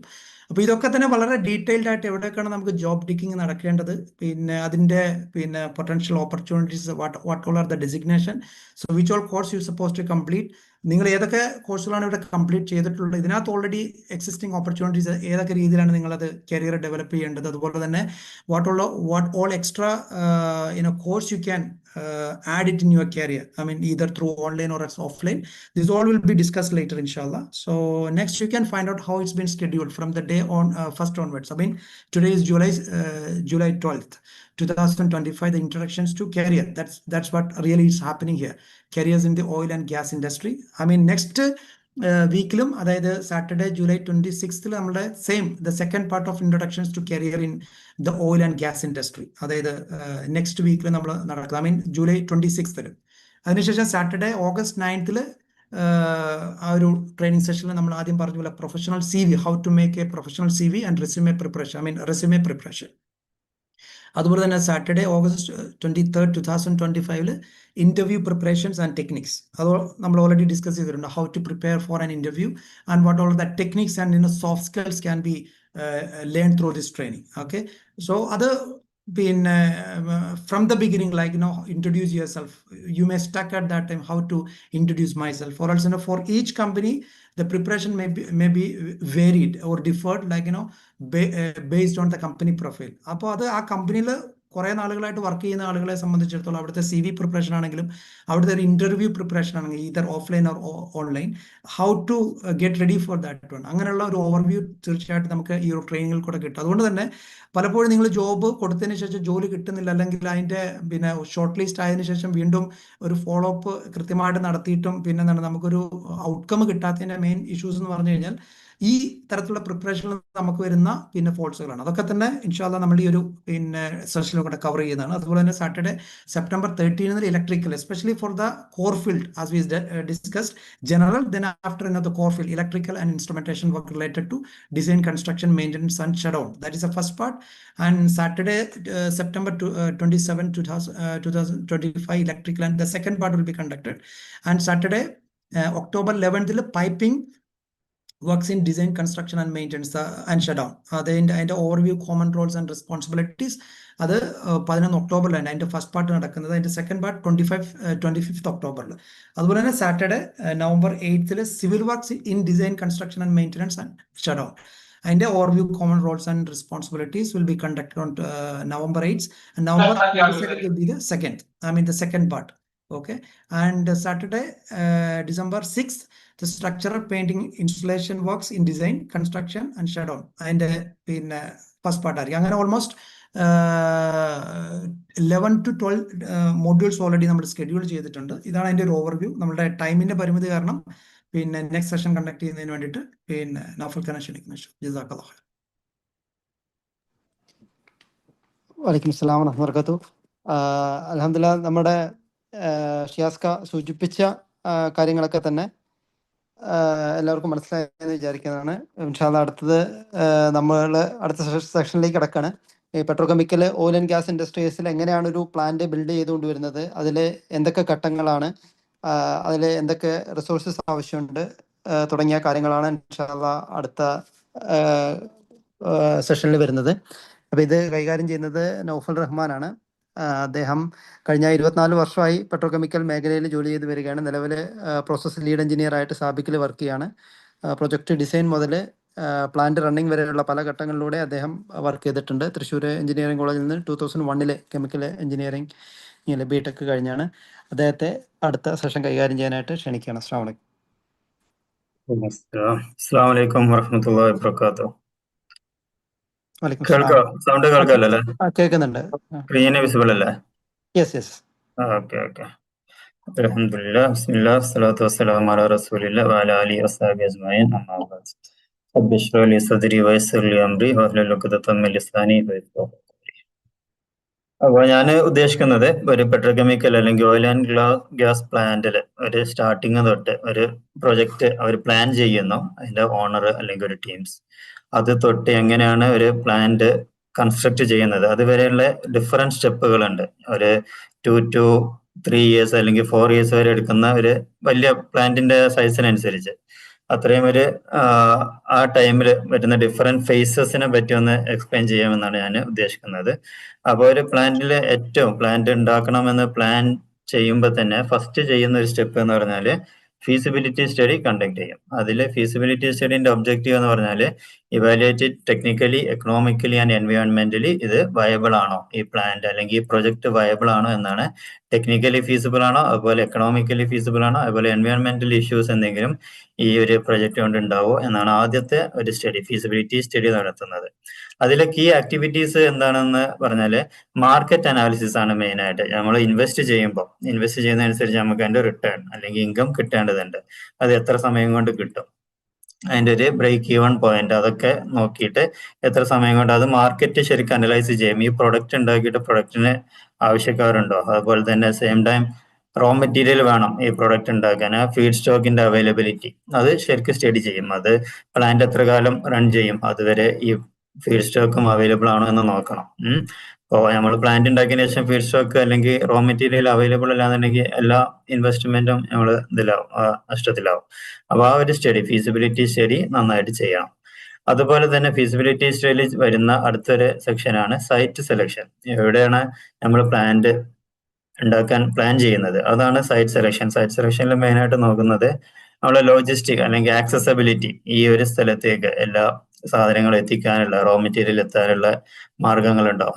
ഞങ്ങൾക്ക് കാണാം, ഇപ്പൊ ജുബൈലാണെന്നുണ്ടെങ്കിലും ഏതൊരു മിക്കവാറും ഇൻഡസ്ട്രിയൽ സിറ്റീസ് എല്ലാം തന്നെ ഒരു കടലിനോട് അല്ലെങ്കിൽ ഹാർബർ അല്ലെങ്കിൽ ഒരു പോർട്ടിനോട് അനുബന്ധിച്ചിട്ടായിരിക്കും. കാരണം കുറെ റോ മെറ്റീരിയലും കുറെ എക്യുപ്മെന്റ്സ് ആയാലും കുറെ ഐറ്റംസ് വരാനുണ്ട്. അപ്പൊ അത് കടൽ ത്രൂ വരാനുള്ള എളുപ്പം നോക്കിയിട്ടാണ് അത്. അപ്പൊ ആ സൈറ്റ് സെലക്ഷൻ, അതുപോലെ തന്നെ ഒരു റിമോട്ട് ഏരിയയിൽ കൊണ്ടുപോയി വെക്കുമ്പോൾ അവിടത്തേക്ക് ലോജിസ്റ്റിക്, അതുപോലെ തന്നെ ഒരു യൂട്ടിലിറ്റി, അതെല്ലാം ഒരു കോമൺ യൂട്ടിലിറ്റി ഒക്കെ ഉണ്ടാവുകയാണെന്നുണ്ടെങ്കിൽ എല്ലാ പ്ലാന്റുകൾക്കും അത് യൂട്ടിലൈസ് ചെയ്യാൻ പറ്റും.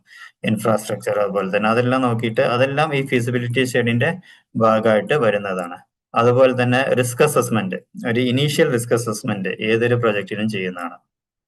അതിൽ എന്താണ് ചെയ്യുന്നത് എന്ന് വെച്ചാൽ എന്തൊക്കെയാണ് ഈ പ്രൊജക്റ്റ് നമ്മൾ ഒരു ഏരിയയിലേക്ക് നമ്മൾ ഇൻസ്റ്റാൾ ചെയ്യാണ് അല്ലെങ്കിൽ പ്രൊജക്റ്റ് ഡെവലപ്പ് ചെയ്യുന്നു അല്ലെങ്കിൽ കൺസ്ട്രക്ട് ചെയ്യുന്നു. അപ്പൊ അതിലുള്ള എന്തൊക്കെ റിസ്കുകളുണ്ട്, എന്തെങ്കിലും ടെക്നിക്കൽ റിസ്കുകൾ അല്ലെങ്കിൽ ഒരു അസാഡസ് കെമിക്കൽസ് ഉണ്ടാവും. അപ്പൊ അത് ഏത് ഏരിയയിലാണ് അത് വെക്കേണ്ടത്, ഒരു എന്താ പറയാ നല്ലൊരു ഒരു സ്ഥലത്ത്, ഒരു റെസിഡൻഷ്യൽ ഏരിയയിൽ അങ്ങനത്തെ വലിയ ഒരു അസാഡസ് കെമിക്കൽ ഉള്ള ഒരു പ്രൊജക്ട് ആരും ഇംപ്ലിമെന്റ് ചെയ്യൂല. അപ്പൊ അതിനുള്ള അങ്ങനത്തെ എല്ലാ റിസ്ക് അസസ്മെന്റുകളും അതുപോലെ തന്നെ എൻവയോൺമെന്റൽ ഇമ്പാക്റ്റുകൾ നോക്കും. എന്തൊക്കെ ഇഷ്യൂസ് ആണ് വരാൻ ചാൻസ് ഉള്ളത്, അതിന് എന്തൊക്കെയാണ് പ്രിക്കോഷൻസ് എടുക്കേണ്ടത്, അതെല്ലാം ഫീസിബിലിറ്റി സ്റ്റഡിയിൽ ഇൻവോൾവ് ആയിരിക്കും. സെയിം അതുപോലെ തന്നെ last but not least financial modelling, എങ്ങനെയാണ് നമ്മൾ ഇത്ര ഇൻവെസ്റ്റ് ചെയ്താൽ എത്ര നമുക്ക് ഇൻകം അല്ലെങ്കിൽ റിട്ടേൺ എന്നാണ് കിട്ടുക, അതും കൂടെ ഈ ഫീസിബിലിറ്റി സ്റ്റഡിയുടെ ഭാഗമായിരിക്കും.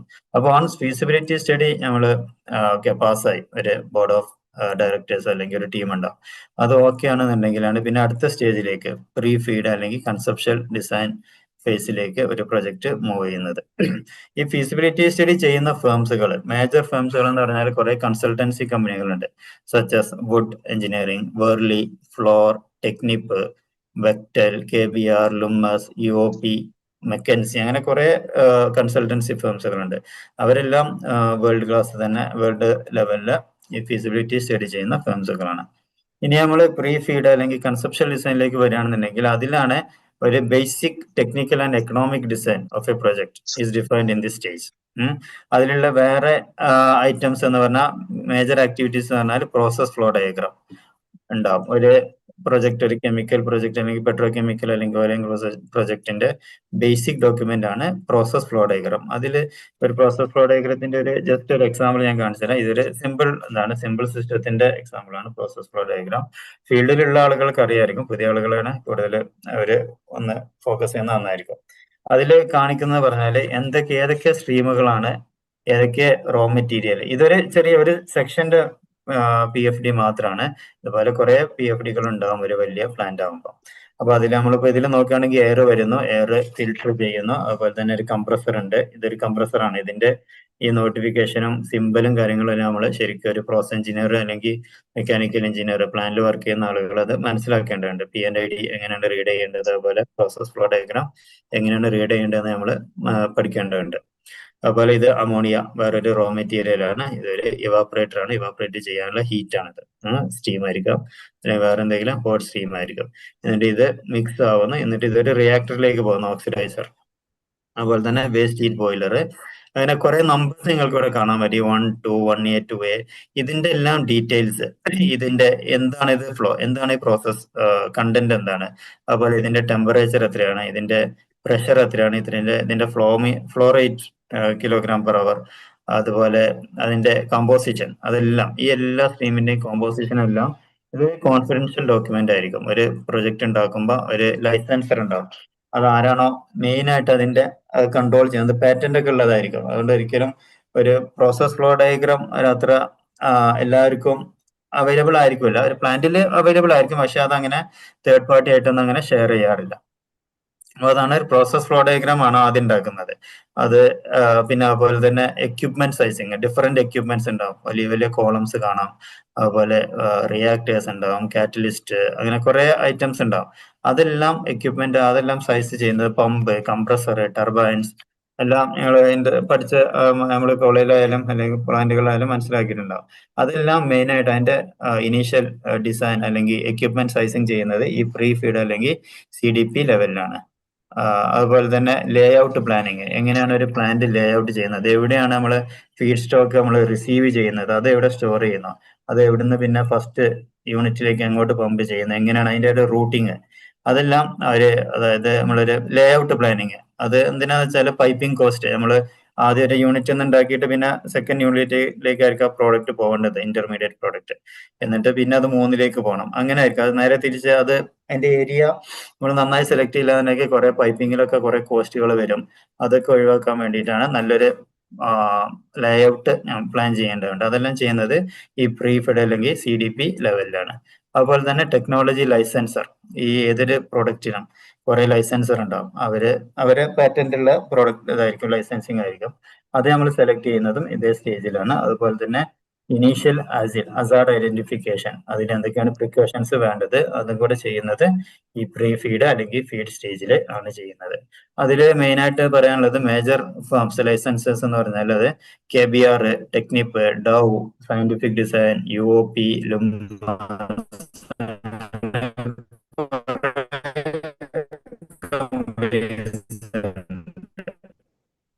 ഓരോ പ്രോഡക്റ്റിനനുസരിച്ച് ഫീഡ് സ്റ്റേജിലേക്ക് വന്നു.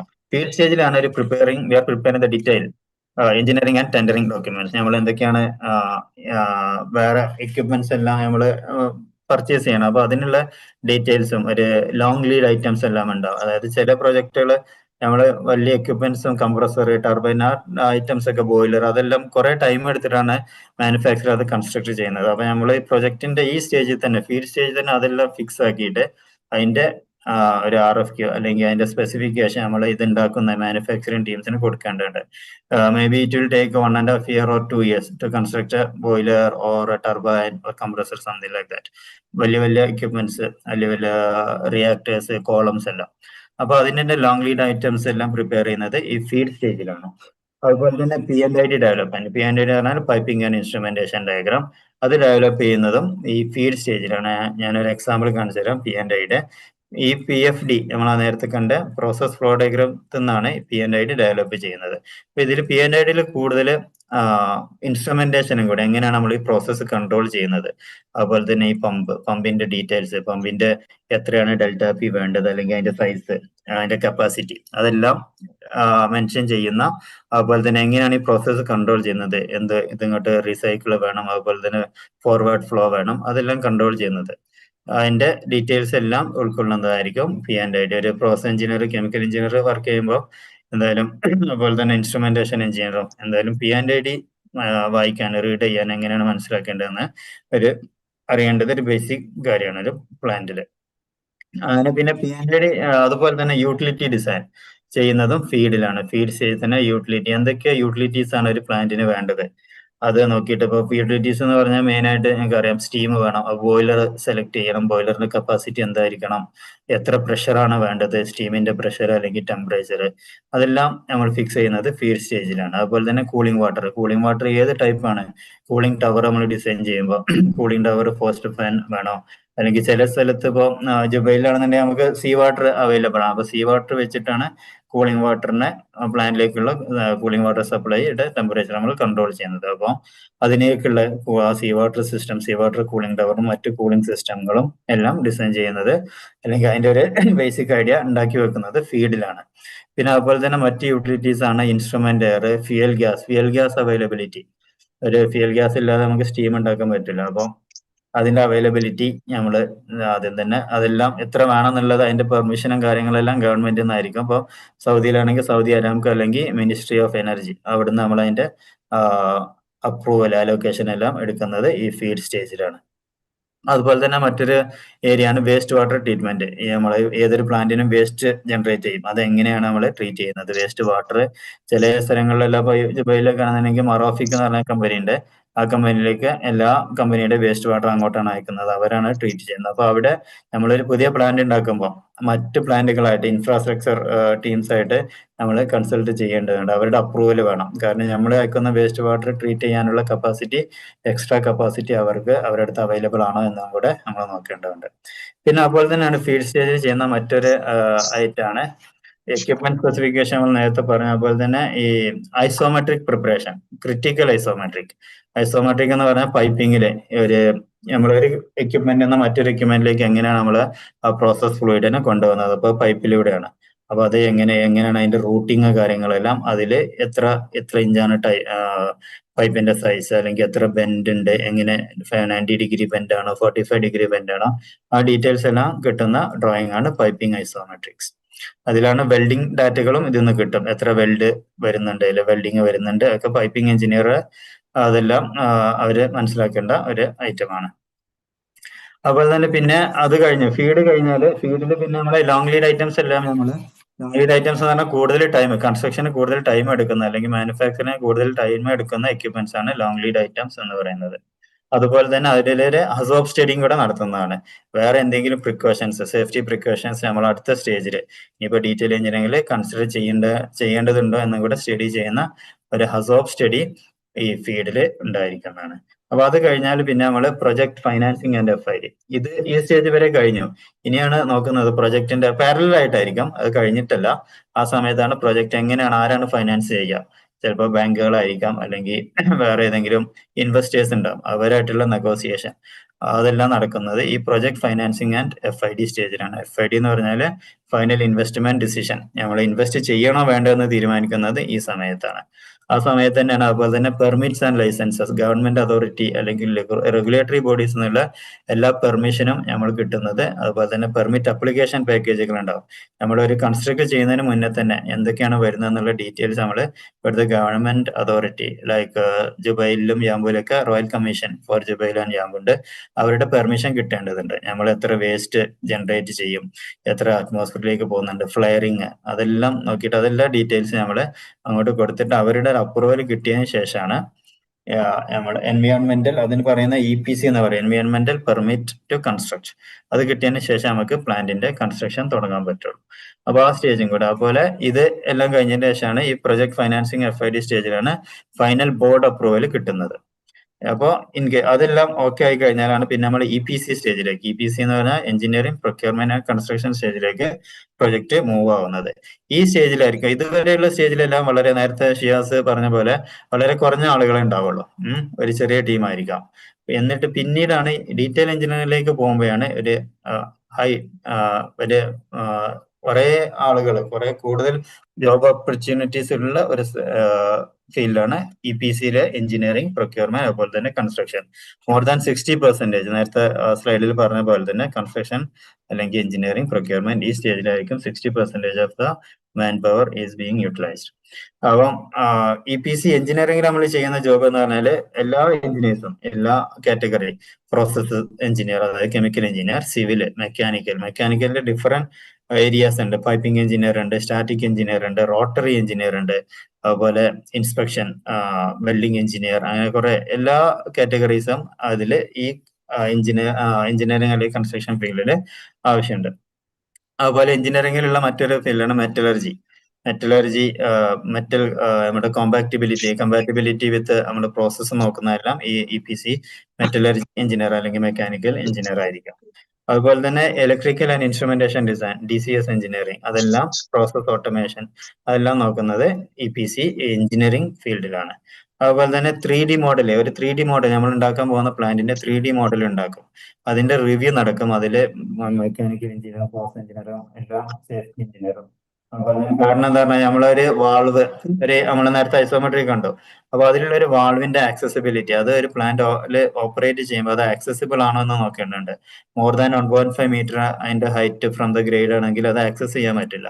അപ്പൊ maybe we need to change the size of the isometric നമുക്ക് ചേഞ്ച് ചെയ്യേണ്ടി വരും. അല്ലാന്നുണ്ടെങ്കിൽ അവിടെ ഒരു പ്ലാറ്റ്ഫോം ആക്സസിബിലിറ്റിക്ക് വേണ്ടി പ്ലാറ്റ്ഫോം കൊടുക്കേണ്ടി വരും. അങ്ങനത്തെ ചേഞ്ചുകളെല്ലാം ചെയ്യുന്നത് EPC എഞ്ചിനീയറിംഗ്, ഡീറ്റെയിൽ എഞ്ചിനീയറിംഗ് ഫേസിലാണ് അത് 3D മോഡൽ ചെയ്യുന്നത്.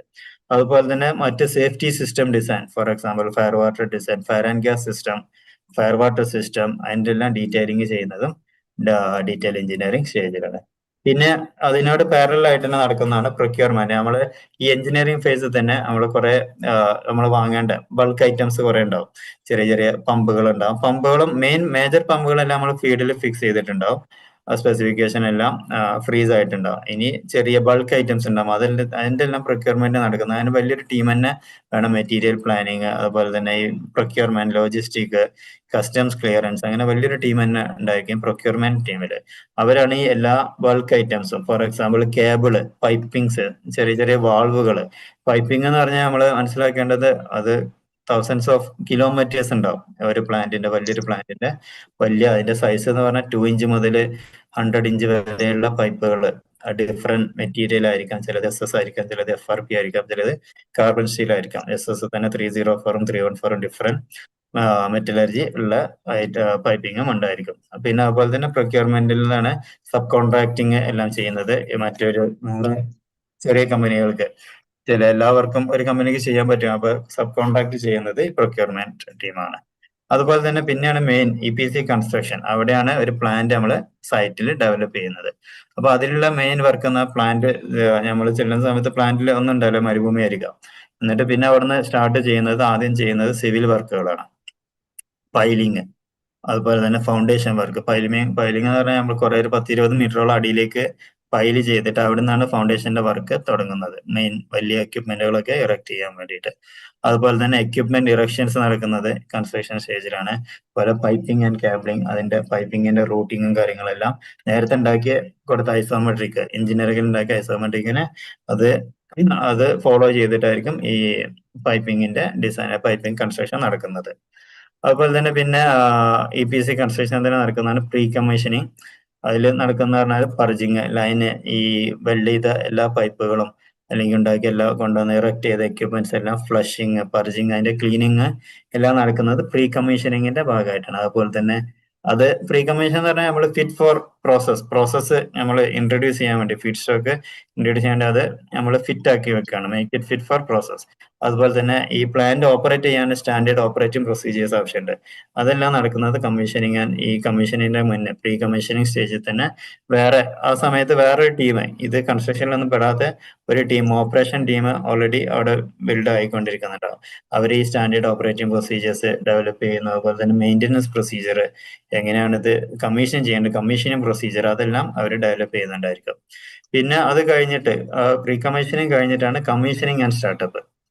അപ്പൊ ഈ സ്റ്റേജിലാണ് എഞ്ചിനീയറിംഗ്, പ്രൊക്യൂർമെന്റ് ആൻഡ് കൺസ്ട്രക്ഷൻ. ഈ സമയത്താണ് ഏറ്റവും കൂടുതൽ ആളുകൾ സൈറ്റിൽ വർക്ക് ചെയ്യുന്നുണ്ടായിരിക്കാം. പിന്നെ അത് കഴിഞ്ഞിട്ട് കമ്മീഷനിങ്ങിലേക്ക് പോകുന്നു. കമ്മീഷനിങ്ങിൽ നമ്മൾ ടെസ്റ്റ് ചെയ്യുന്ന പോലെ സ്റ്റാർട്ടിങ് ദ പ്ലാന്റ് ഓപ്പറേഷൻ, അതിലാണ് നമ്മൾ ഈ ഫംഗ്ഷൻ ടെസ്റ്റ് നടത്തുന്നത്, അതുപോലെ ലൂപ്പ് ചെക്കുകൾ നടക്കുന്നത്. ഈ നേരത്തെ കണ്ട ഇൻസ്ട്രുമെന്റേഷനിലെല്ലാം loop check, DCS configuration, function test, അതെല്ലാം നടക്കും. അതിന് ശേഷം എല്ലാം ഓക്കെ ആണെന്നുണ്ടെങ്കിൽ ഒരു ഡ്രൈ റൺ എല്ലാം നടത്തിയിട്ട് പിന്നെ നമ്മൾ ഫീഡ് സ്റ്റോക്ക് ഇൻട്രൊഡ്യൂസ് ചെയ്യുന്നു, അതുപോലെ കാറ്റലിസ്റ്റ് ആക്ടിവേറ്റ് ചെയ്യുന്നു. അതുപോലെ തന്നെ കമ്മീഷനിങ് സ്റ്റാർട്ടപ്പിലാണ് പെർഫോമൻസ് ടെസ്റ്റ്. നമ്മളിപ്പോ ഫോർ എക്സാമ്പിൾ ഒരു ബോയിലർ നമ്മൾ പറഞ്ഞിട്ടുണ്ട് 45 ബാർ പ്രഷർ അല്ലെങ്കിൽ 100 tons per hour steam generation ആയിരിക്കാം, 400 ഡിഗ്രി. അപ്പൊ അത് ഈ വെൻഡർ അല്ലെങ്കിൽ ഒരു ലൈസൻസർ ഉണ്ടാവും, ആ ബോയിലറിന്റെ വെൻഡർ ആയിരിക്കും, OEM. അവരെ പ്രസൻസിൽ നമ്മളിത് റൺ ചെയ്തിട്ട് അത് 72 hours അല്ലെങ്കിൽ 1 വീക്ക് ഇത് കണ്ടിന്യൂസ്ലി നമുക്ക് റൺ ചെയ്യാം. നമ്മൾ എന്താണോ നമ്മൾ എക്സ്പെക്ട് ചെയ്യുന്നത്, നമ്മുടെ ഡിസൈനിൽ എന്താണുള്ളത്, അത് same quantity and quality of the steam, okay, ഇത്ര പ്രഷറിൽ ഇത്ര ടെമ്പറേച്ചറിൽ നമുക്ക് ഇത്ര കപ്പാസിറ്റി നമുക്ക് മെയിൻറ്റെയിൻ ചെയ്യാൻ പറ്റുന്നുണ്ട് എന്നുള്ള അതാണ് പെർഫോമൻസ് ടെസ്റ്റ്. അത് ബോയിലറിന്റെ പറഞ്ഞ അതുപോലെ തന്നെ ഓരോ പ്രൊഡക്റ്റിനും ഉണ്ട്. നമ്മളൊരു പ്രൊഡക്റ്റ് നമ്മൾ ഫോർ എക്സാമ്പിൾ ആ പ്രൊഡക്റ്റ് എഥിലീൻ ഗ്ലൈക്കോൾ ആണെന്നുണ്ടെങ്കിൽ ഗ്ലൈക്കോളിന്റെ സ്റ്റാർട്ടിങ് തൊട്ട് അവസാന പ്രൊഡക്റ്റ് വരെ ആ പ്ലാന്റിന്റെ പെർഫോമൻസ് ടെസ്റ്റ് കണ്ടക്ട് ചെയ്യുന്നതാണ്. അത് കഴിഞ്ഞാലാണ് പിന്നെ അത് ക്ലയന്റിന് ഹാൻഡ് ഓവർ ആവുന്നത്. ഈ വെൻഡർ അല്ലെങ്കിൽ OEM ക്ലയന്റും കൂടെ സൈൻ ചെയ്യുന്നത് പെർഫോമൻസ് ടെസ്റ്റ് ഗ്യാരണ്ടി എല്ലാം സൈൻ ചെയ്യുന്നു. പിന്നെ അത് കഴിഞ്ഞാൽ പ്ലാന്റിൽ പിന്നെ നമ്മള് ഈ ഇവിടെ കുറെ ആളുകൾ ഉണ്ടായിരുന്നു, അതെല്ലാം കുറഞ്ഞു, ഒരു പിരമിഡ് പോലെ താഴോട്ട് വന്നു. ഇവിടുന്ന് പിന്നെ ആളുകൾ വളരെ എല്ലാം ഡിമൂവ് ആയി എല്ലാവരും പോയിട്ടുണ്ടാവും. പിന്നെ ഓപ്പറേഷൻ ആൻഡ് ഒപ്റ്റിമൈസേഷൻ ആണ്. പ്ലാന്റ് നമ്മൾ റൺ ചെയ്യുന്നു, അതിന്റെ പ്ലാന്റിന്റെ ഒപ്റ്റിമൈസേഷൻ, അതുപോലെ തന്നെ running the plant and optimise the performance. അതിൽ റെഗുലർ ഓപ്പറേഷൻസ് ആയിരിക്കാം, അതിൽ ആളുകൾ വളരെ കുറവായിരിക്കും, കുറച്ച് ആളുകൾ മതി. നമ്മൾ നേരത്തെ പറഞ്ഞ പോലെ തന്നെ വീടുണ്ടാക്കി കഴിഞ്ഞ് പിന്നെ അത് നോക്കി നടത്തുന്ന വളരെ വീട്ടിലുള്ള കുറച്ച് ആളുകൾ മാത്രമായിരിക്കും അല്ലെ. അപ്പൊ അതുപോലെ റെഗുലർ ഓപ്പറേഷൻസ്, പിന്നെ monitoring the operational and process parameters എല്ലാം ഓക്കെ ആണോ, എന്തെങ്കിലും ഡീവിയേഷൻസ് ഉണ്ടെന്നുണ്ടെങ്കിൽ അതിന്റെ ട്രബിൾ ഷൂട്ട് ചെയ്യുക. അതൊക്കെയാണ് ഈ ഓപ്പറേഷൻ ആൻഡ് ഒപ്റ്റിമൈസേഷൻ സ്റ്റേജിൽ വരുന്നത്. അതുപോലെ തന്നെ മെയിൻ്റെനൻസ് പ്ലാനിങ് ഉണ്ടാവും, മെയിൻ്റെനൻസ് വരുന്നതാണ് പ്ലാന്റിന്, അപ്പൊ അതിന്റെ പ്ലാനിങ് ചെയ്യണം. പിന്നെ കുറച്ചു കാലം കഴിഞ്ഞിട്ട് നമ്മൾ ടേൺ അറൗണ്ട് ഷട്ട് ഡൗൺ, അതിന്റെ പ്ലാനിങ് എല്ലാം വരുന്നത് ഈ ഒരു സ്റ്റേജിലാണ്. പിന്നെ നമ്മൾ അതിന്റെ പാരലൽ ആയിട്ട് തന്നെ ഏറ്റവും കൂടുതൽ സ്കോപ്പ് ഉള്ള ഇപ്പോഴത്തെ കാലത്ത് സ്കോപ്പ് ഉള്ളത് ആയിട്ടാണ് സസ്റ്റൈനബിലിറ്റി ആൻഡ് മോണിറ്ററിംഗ്. സസ്റ്റൈനബിലിറ്റി ആണ് എൻവയോൺമെന്റൽ ആൻഡ് കമ്മ്യൂണിറ്റി കംപ്ലയൻസ്. നമ്മൾ എൻവയോൺമെന്റിലേക്ക് നമ്മൾ എന്തൊക്കെയാണ് എമിറ്റ് ചെയ്യുന്നത് അല്ലെങ്കിൽ റിലീസ് ചെയ്യുന്നത്. For example carbon dioxide management, അതിന്റെ GHG gas, greenhouse gas, അത് നമ്മൾ മിനിമൈസ് ചെയ്യേണ്ടതുണ്ട്. അപ്പൊ അതിന് എന്തൊക്കെയാണ് ഫർദർ ഒപ്റ്റിമൈസേഷൻ, സസ്റ്റൈനബിലിറ്റി ഐഡിയാസ് എല്ലാം നമ്മൾ എങ്ങനെയാണ് ഇംപ്ലിമെന്റ് ചെയ്യേണ്ടത്. അതുപോലെ തന്നെ എനർജി ഒപ്റ്റിമൈസേഷൻ, അതുപോലെ തന്നെ നമ്മൾ സ്പെസിഫിക് കൺസെപ്റ്റ്, ഒരു പ്രൊഡക്റ്റ് ഉണ്ടാക്കുമ്പോൾ നമുക്ക് ഇത്ര സ്റ്റീം അല്ലെങ്കിൽ ഇത്ര റോ മെറ്റീരിയൽ, അതിന്റെ പെർ ടണ്ണ് നമ്മൾ അത് മിനിമൈസ് ചെയ്യേണ്ടതാണ്, നമ്മളെ റോ മെറ്റീരിയൽ ആയാലും എനർജി ആയാലും. അപ്പൊ അങ്ങനത്തെ സ്റ്റഡികളെല്ലാം നടക്കുന്നത് പിന്നത്തെ ഒരു പ്ലാന്റ് ഒപ്റ്റിമൈസ് ആയതിനു ശേഷമാണ്.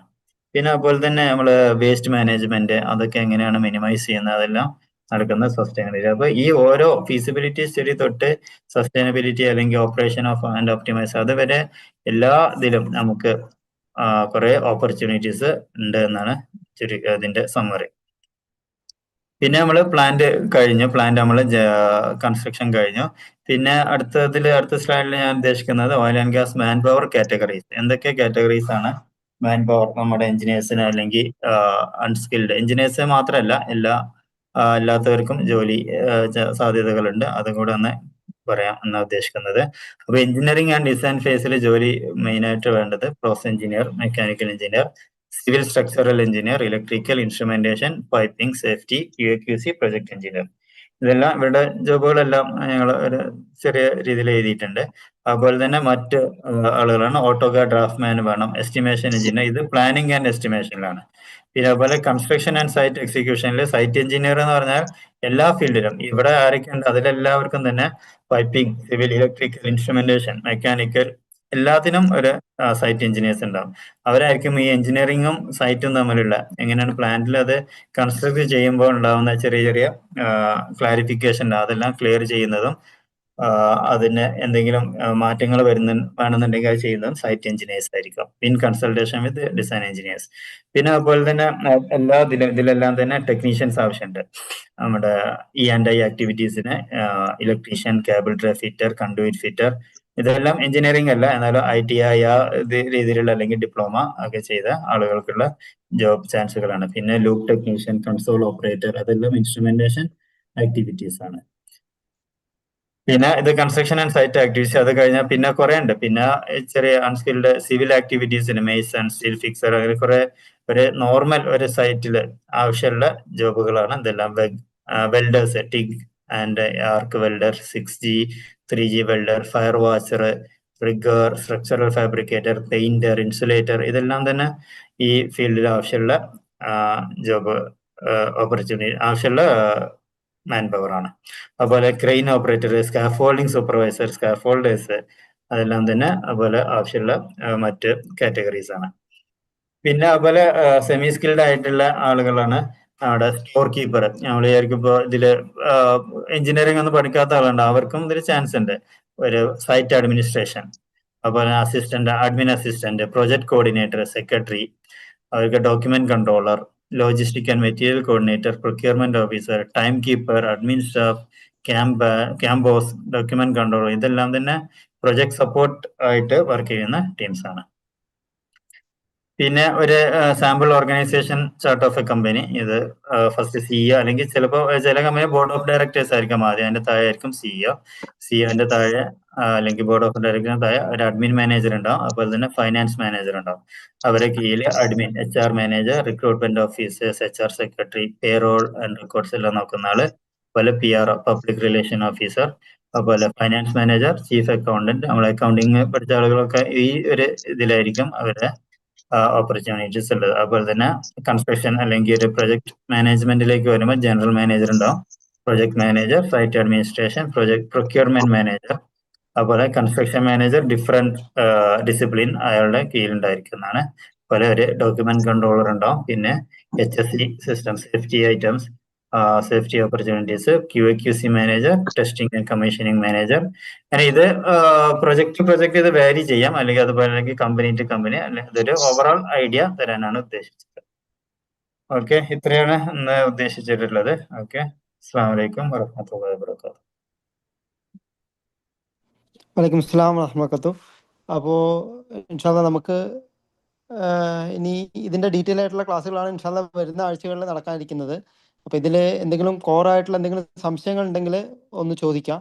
സമയത്തിൻ്റെ പരിമിതി ഉണ്ട്, ഇൻഷാല്ലാ നമസ്കാരത്തിൻ്റെ സമയമായിട്ടുണ്ട്. അപ്പോൾ എന്തെങ്കിലും സംശയങ്ങൾ ഉണ്ടെങ്കിൽ ഒരുമിച്ച് ചോദിച്ചാൽ ഉത്തരങ്ങൾ അതുപോലെ തന്നെ പറയാം ഇൻഷാല്ലാ. അസ്സലാമു അലൈക്കും. വലൈക്കും സ്ലാം. ഒരു ഗ്രൂപ്പിന്റെ കാര്യം പറഞ്ഞിരുന്നില്ലേ? അതെ അതെ അതെ, ഇൻഷാല്ലാ വിസ്ഡം ജോബ് അലേർട്ട്. അതെ അതെ അതെ. അതിന്റെ ലിങ്ക് ഉണ്ടാവോ ഗ്രൂപ്പിലിടോ? അത് ഗ്രൂപ്പിലിടാം. ഗ്രൂപ്പിലിടാം. Okay okay okay okay okay. അസ്സലാമു അലൈക്കും വറഹ്മത്തുള്ളാഹി വബറകാതുഹു. വലൈക്കും സ്ലാം. ഞാനിപ്പോ ഒരു ഫ്രഷ് മെക്കാനിക്കൽ എഞ്ചിനീയറിംഗ് ഗ്രാജുവേറ്റ് ആണ്. അപ്പൊ നമ്മൾ എങ്ങനെയാണ് ഒരു കരിയർ സ്റ്റാർട്ട് ചെയ്യുക അല്ലെങ്കിൽ ആ സെക്ടറിൽ?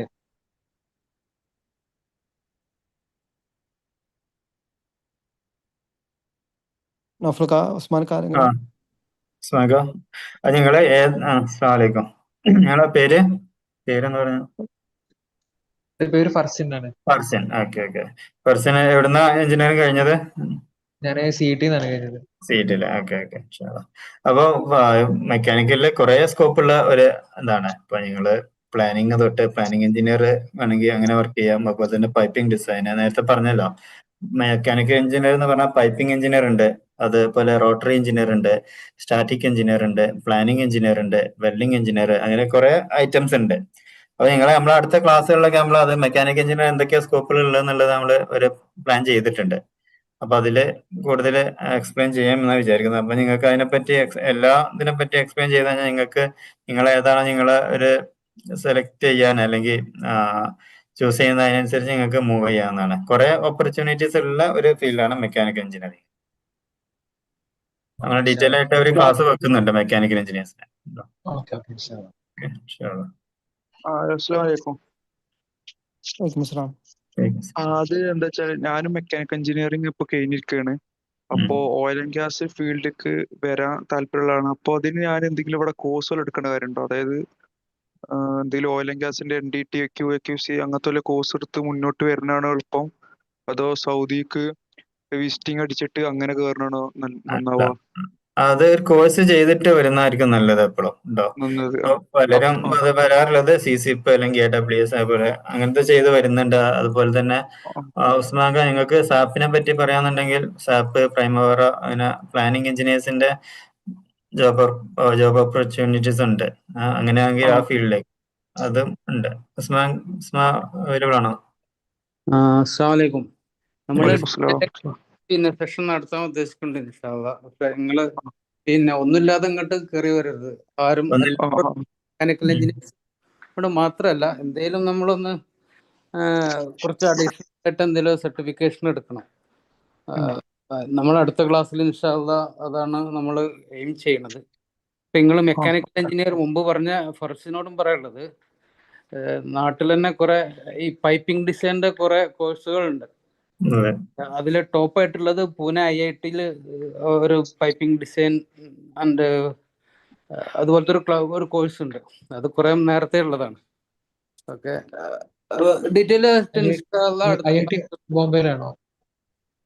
അതെ, ബോംബെയിലുണ്ട്, പൂനെയില് പിന്നെ ഏതൊരു ഇൻസ്റ്റിറ്റ്യൂഷൻ ഞാൻ മറന്നു. ഒരു MIT ആണോ?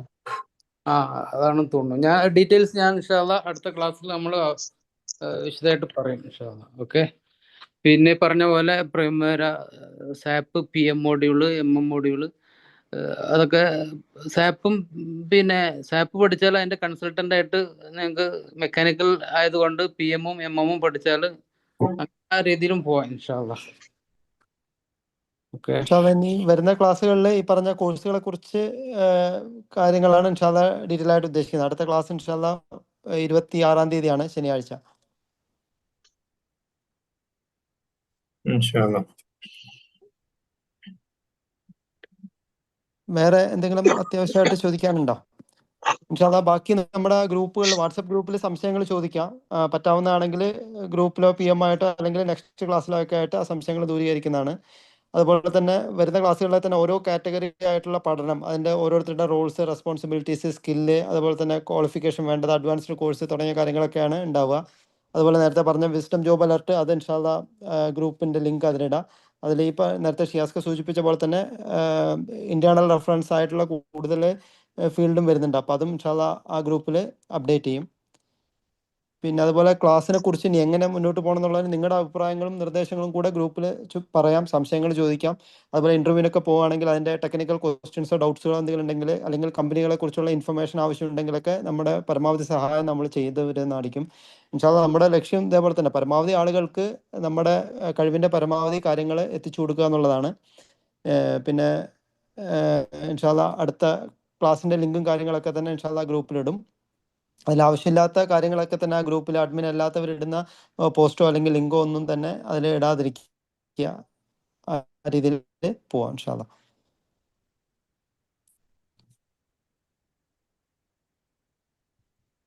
വേറെ അത്യാവശ്യമായിട്ടുള്ള സംശയങ്ങൾ വല്ലതുണ്ടോ? ഇല്ലാന്നുണ്ടെങ്കിൽ നിങ്ങളെ അഭിപ്രായം കേട്ടത് നന്നായിരുന്നു. എങ്ങനെയാണ് ഇനി അടുത്ത ക്ലാസ് നിങ്ങൾ എന്താണ് എക്സ്പെക്ട് ചെയ്യുന്നതെന്നുള്ളത് അതൊന്ന് ഗ്രൂപ്പിലിട്ടെന്ന നന്നായിരുന്നു. അതുപോലെ നമുക്ക് പ്ലാൻ ചെയ്യാമായിരുന്നു. അസ്സലാമലൈക്കും. നിങ്ങളെ ഈ കോഴ്സ് കഴിഞ്ഞാല് എന്തെങ്കിലും സർട്ടിഫിക്കേഷൻ ചെയ്യുന്നുണ്ടോ? അങ്ങനെ എന്തെങ്കിലും ഉണ്ടോ? നമുക്കിപ്പോ ട്രെയിനിങ് ഇവിടെ ചെയ്തെന്നുള്ള കാണിക്കാൻ വേണ്ടിയിട്ട്. ഇല്ലില്ല, അങ്ങനെ സർട്ടിഫിക്കേഷൻ ഒന്നുമില്ല. ഇത് നമ്മൾ എന്താ വെച്ചാൽ നമ്മുടെ എക്സ്പീരിയൻസ്ഡ് ആയിട്ടുള്ള ആളുകൾ അവരുടെ ആ എക്സ്പീരിയൻസ് ഒന്ന് ഷെയർ ചെയ്യുക, അത്ര മാത്രമേ ഉദ്ദേശിക്കുന്നുള്ളൂ. അല്ലാതെ വേറെ സ്പെഷ്യലായിട്ട് അങ്ങനത്തെ ഒരു ക്വസ്റ്റ്യൻ അല്ലല്ലോ ഇത്. നമ്മളെ നോളജ് നമ്മൾ ഷെയർ ചെയ്യാത്രേ ഉള്ളൂ. നിങ്ങൾക്ക് ഹെൽപ്പ് ആയിക്കോട്ടെ എന്നുള്ള രീതിയിൽ, അല്ല സർട്ടിഫിക്കേഷൻ കോഴ്സ് അല്ല. ഓക്കെ. അല്ല, ഞാൻ എഞ്ചിനീയറിംഗ് ഫീൽഡായിട്ട് ബന്ധമൊന്നുമില്ല, അതുകൊണ്ട് ചോദിച്ചു.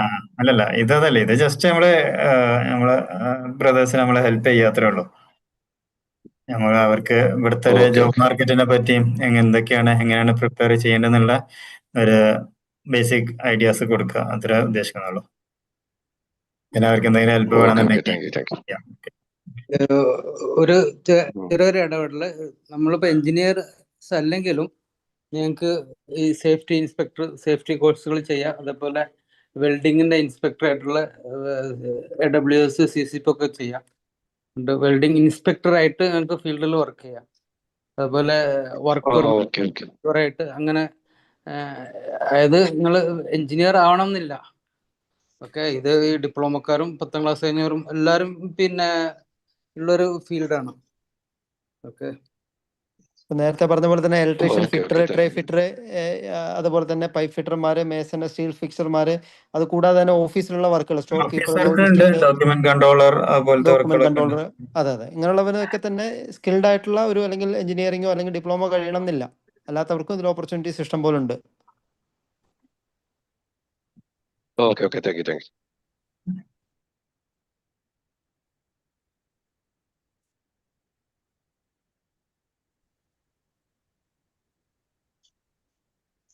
വേറെ ആരെങ്കിലും സംശയങ്ങളുണ്ടോ? എന്നാ പിന്നെ നമുക്ക് ഇന്നത്തെ ക്ലാസ് നിർത്താം ഇപ്പോ.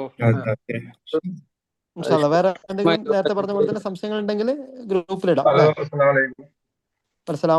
ഹലോ, എന്റെ ഒരു അഭിപ്രായമാണ്. ഡിസിപ്ലിൻ വൈസ് ഒരു വാട്സാപ്പ് ഗ്രൂപ്പ് തുടങ്ങുകയാണെങ്കിൽ ഒന്നുകൂടി നല്ലതായിരിക്കും. ഇപ്പൊ നമുക്ക് എന്തെങ്കിലും ആ ട്രേഡ് റിലേറ്റഡ് വല്ല ക്വസ്റ്റ്യൻ ചോദിക്കാനൊക്കെ നല്ലതായിരിക്കും തോന്നുന്നു. ഞാനൊരു ഇൻസ്ട്രുമെന്റേഷൻ കഴിഞ്ഞ ആളാണ്, ഡിപ്ലോമ. ഇൻഷാല്ലാ അത് ആലോചിക്കാം അല്ലേ ഉസ്മാനൊക്കെ എന്താ ചെയ്യേണ്ടത് ആലോചിച്ചിട്ട് ചെയ്യാം അല്ലേ? ആലോചിക്കാം ഇൻഷാല്ലാ. അതെ അതെ ആലോചിക്കാം. ഇൻഷാല്ലാ ആലോചിച്ചിട്ട് ചെയ്യാം. എങ്ങനെ അത് നല്ലൊരു ഐഡിയ ആണ്. അതെ. ഓക്കെ ഓക്കെ ഇൻഷാല്ലാ.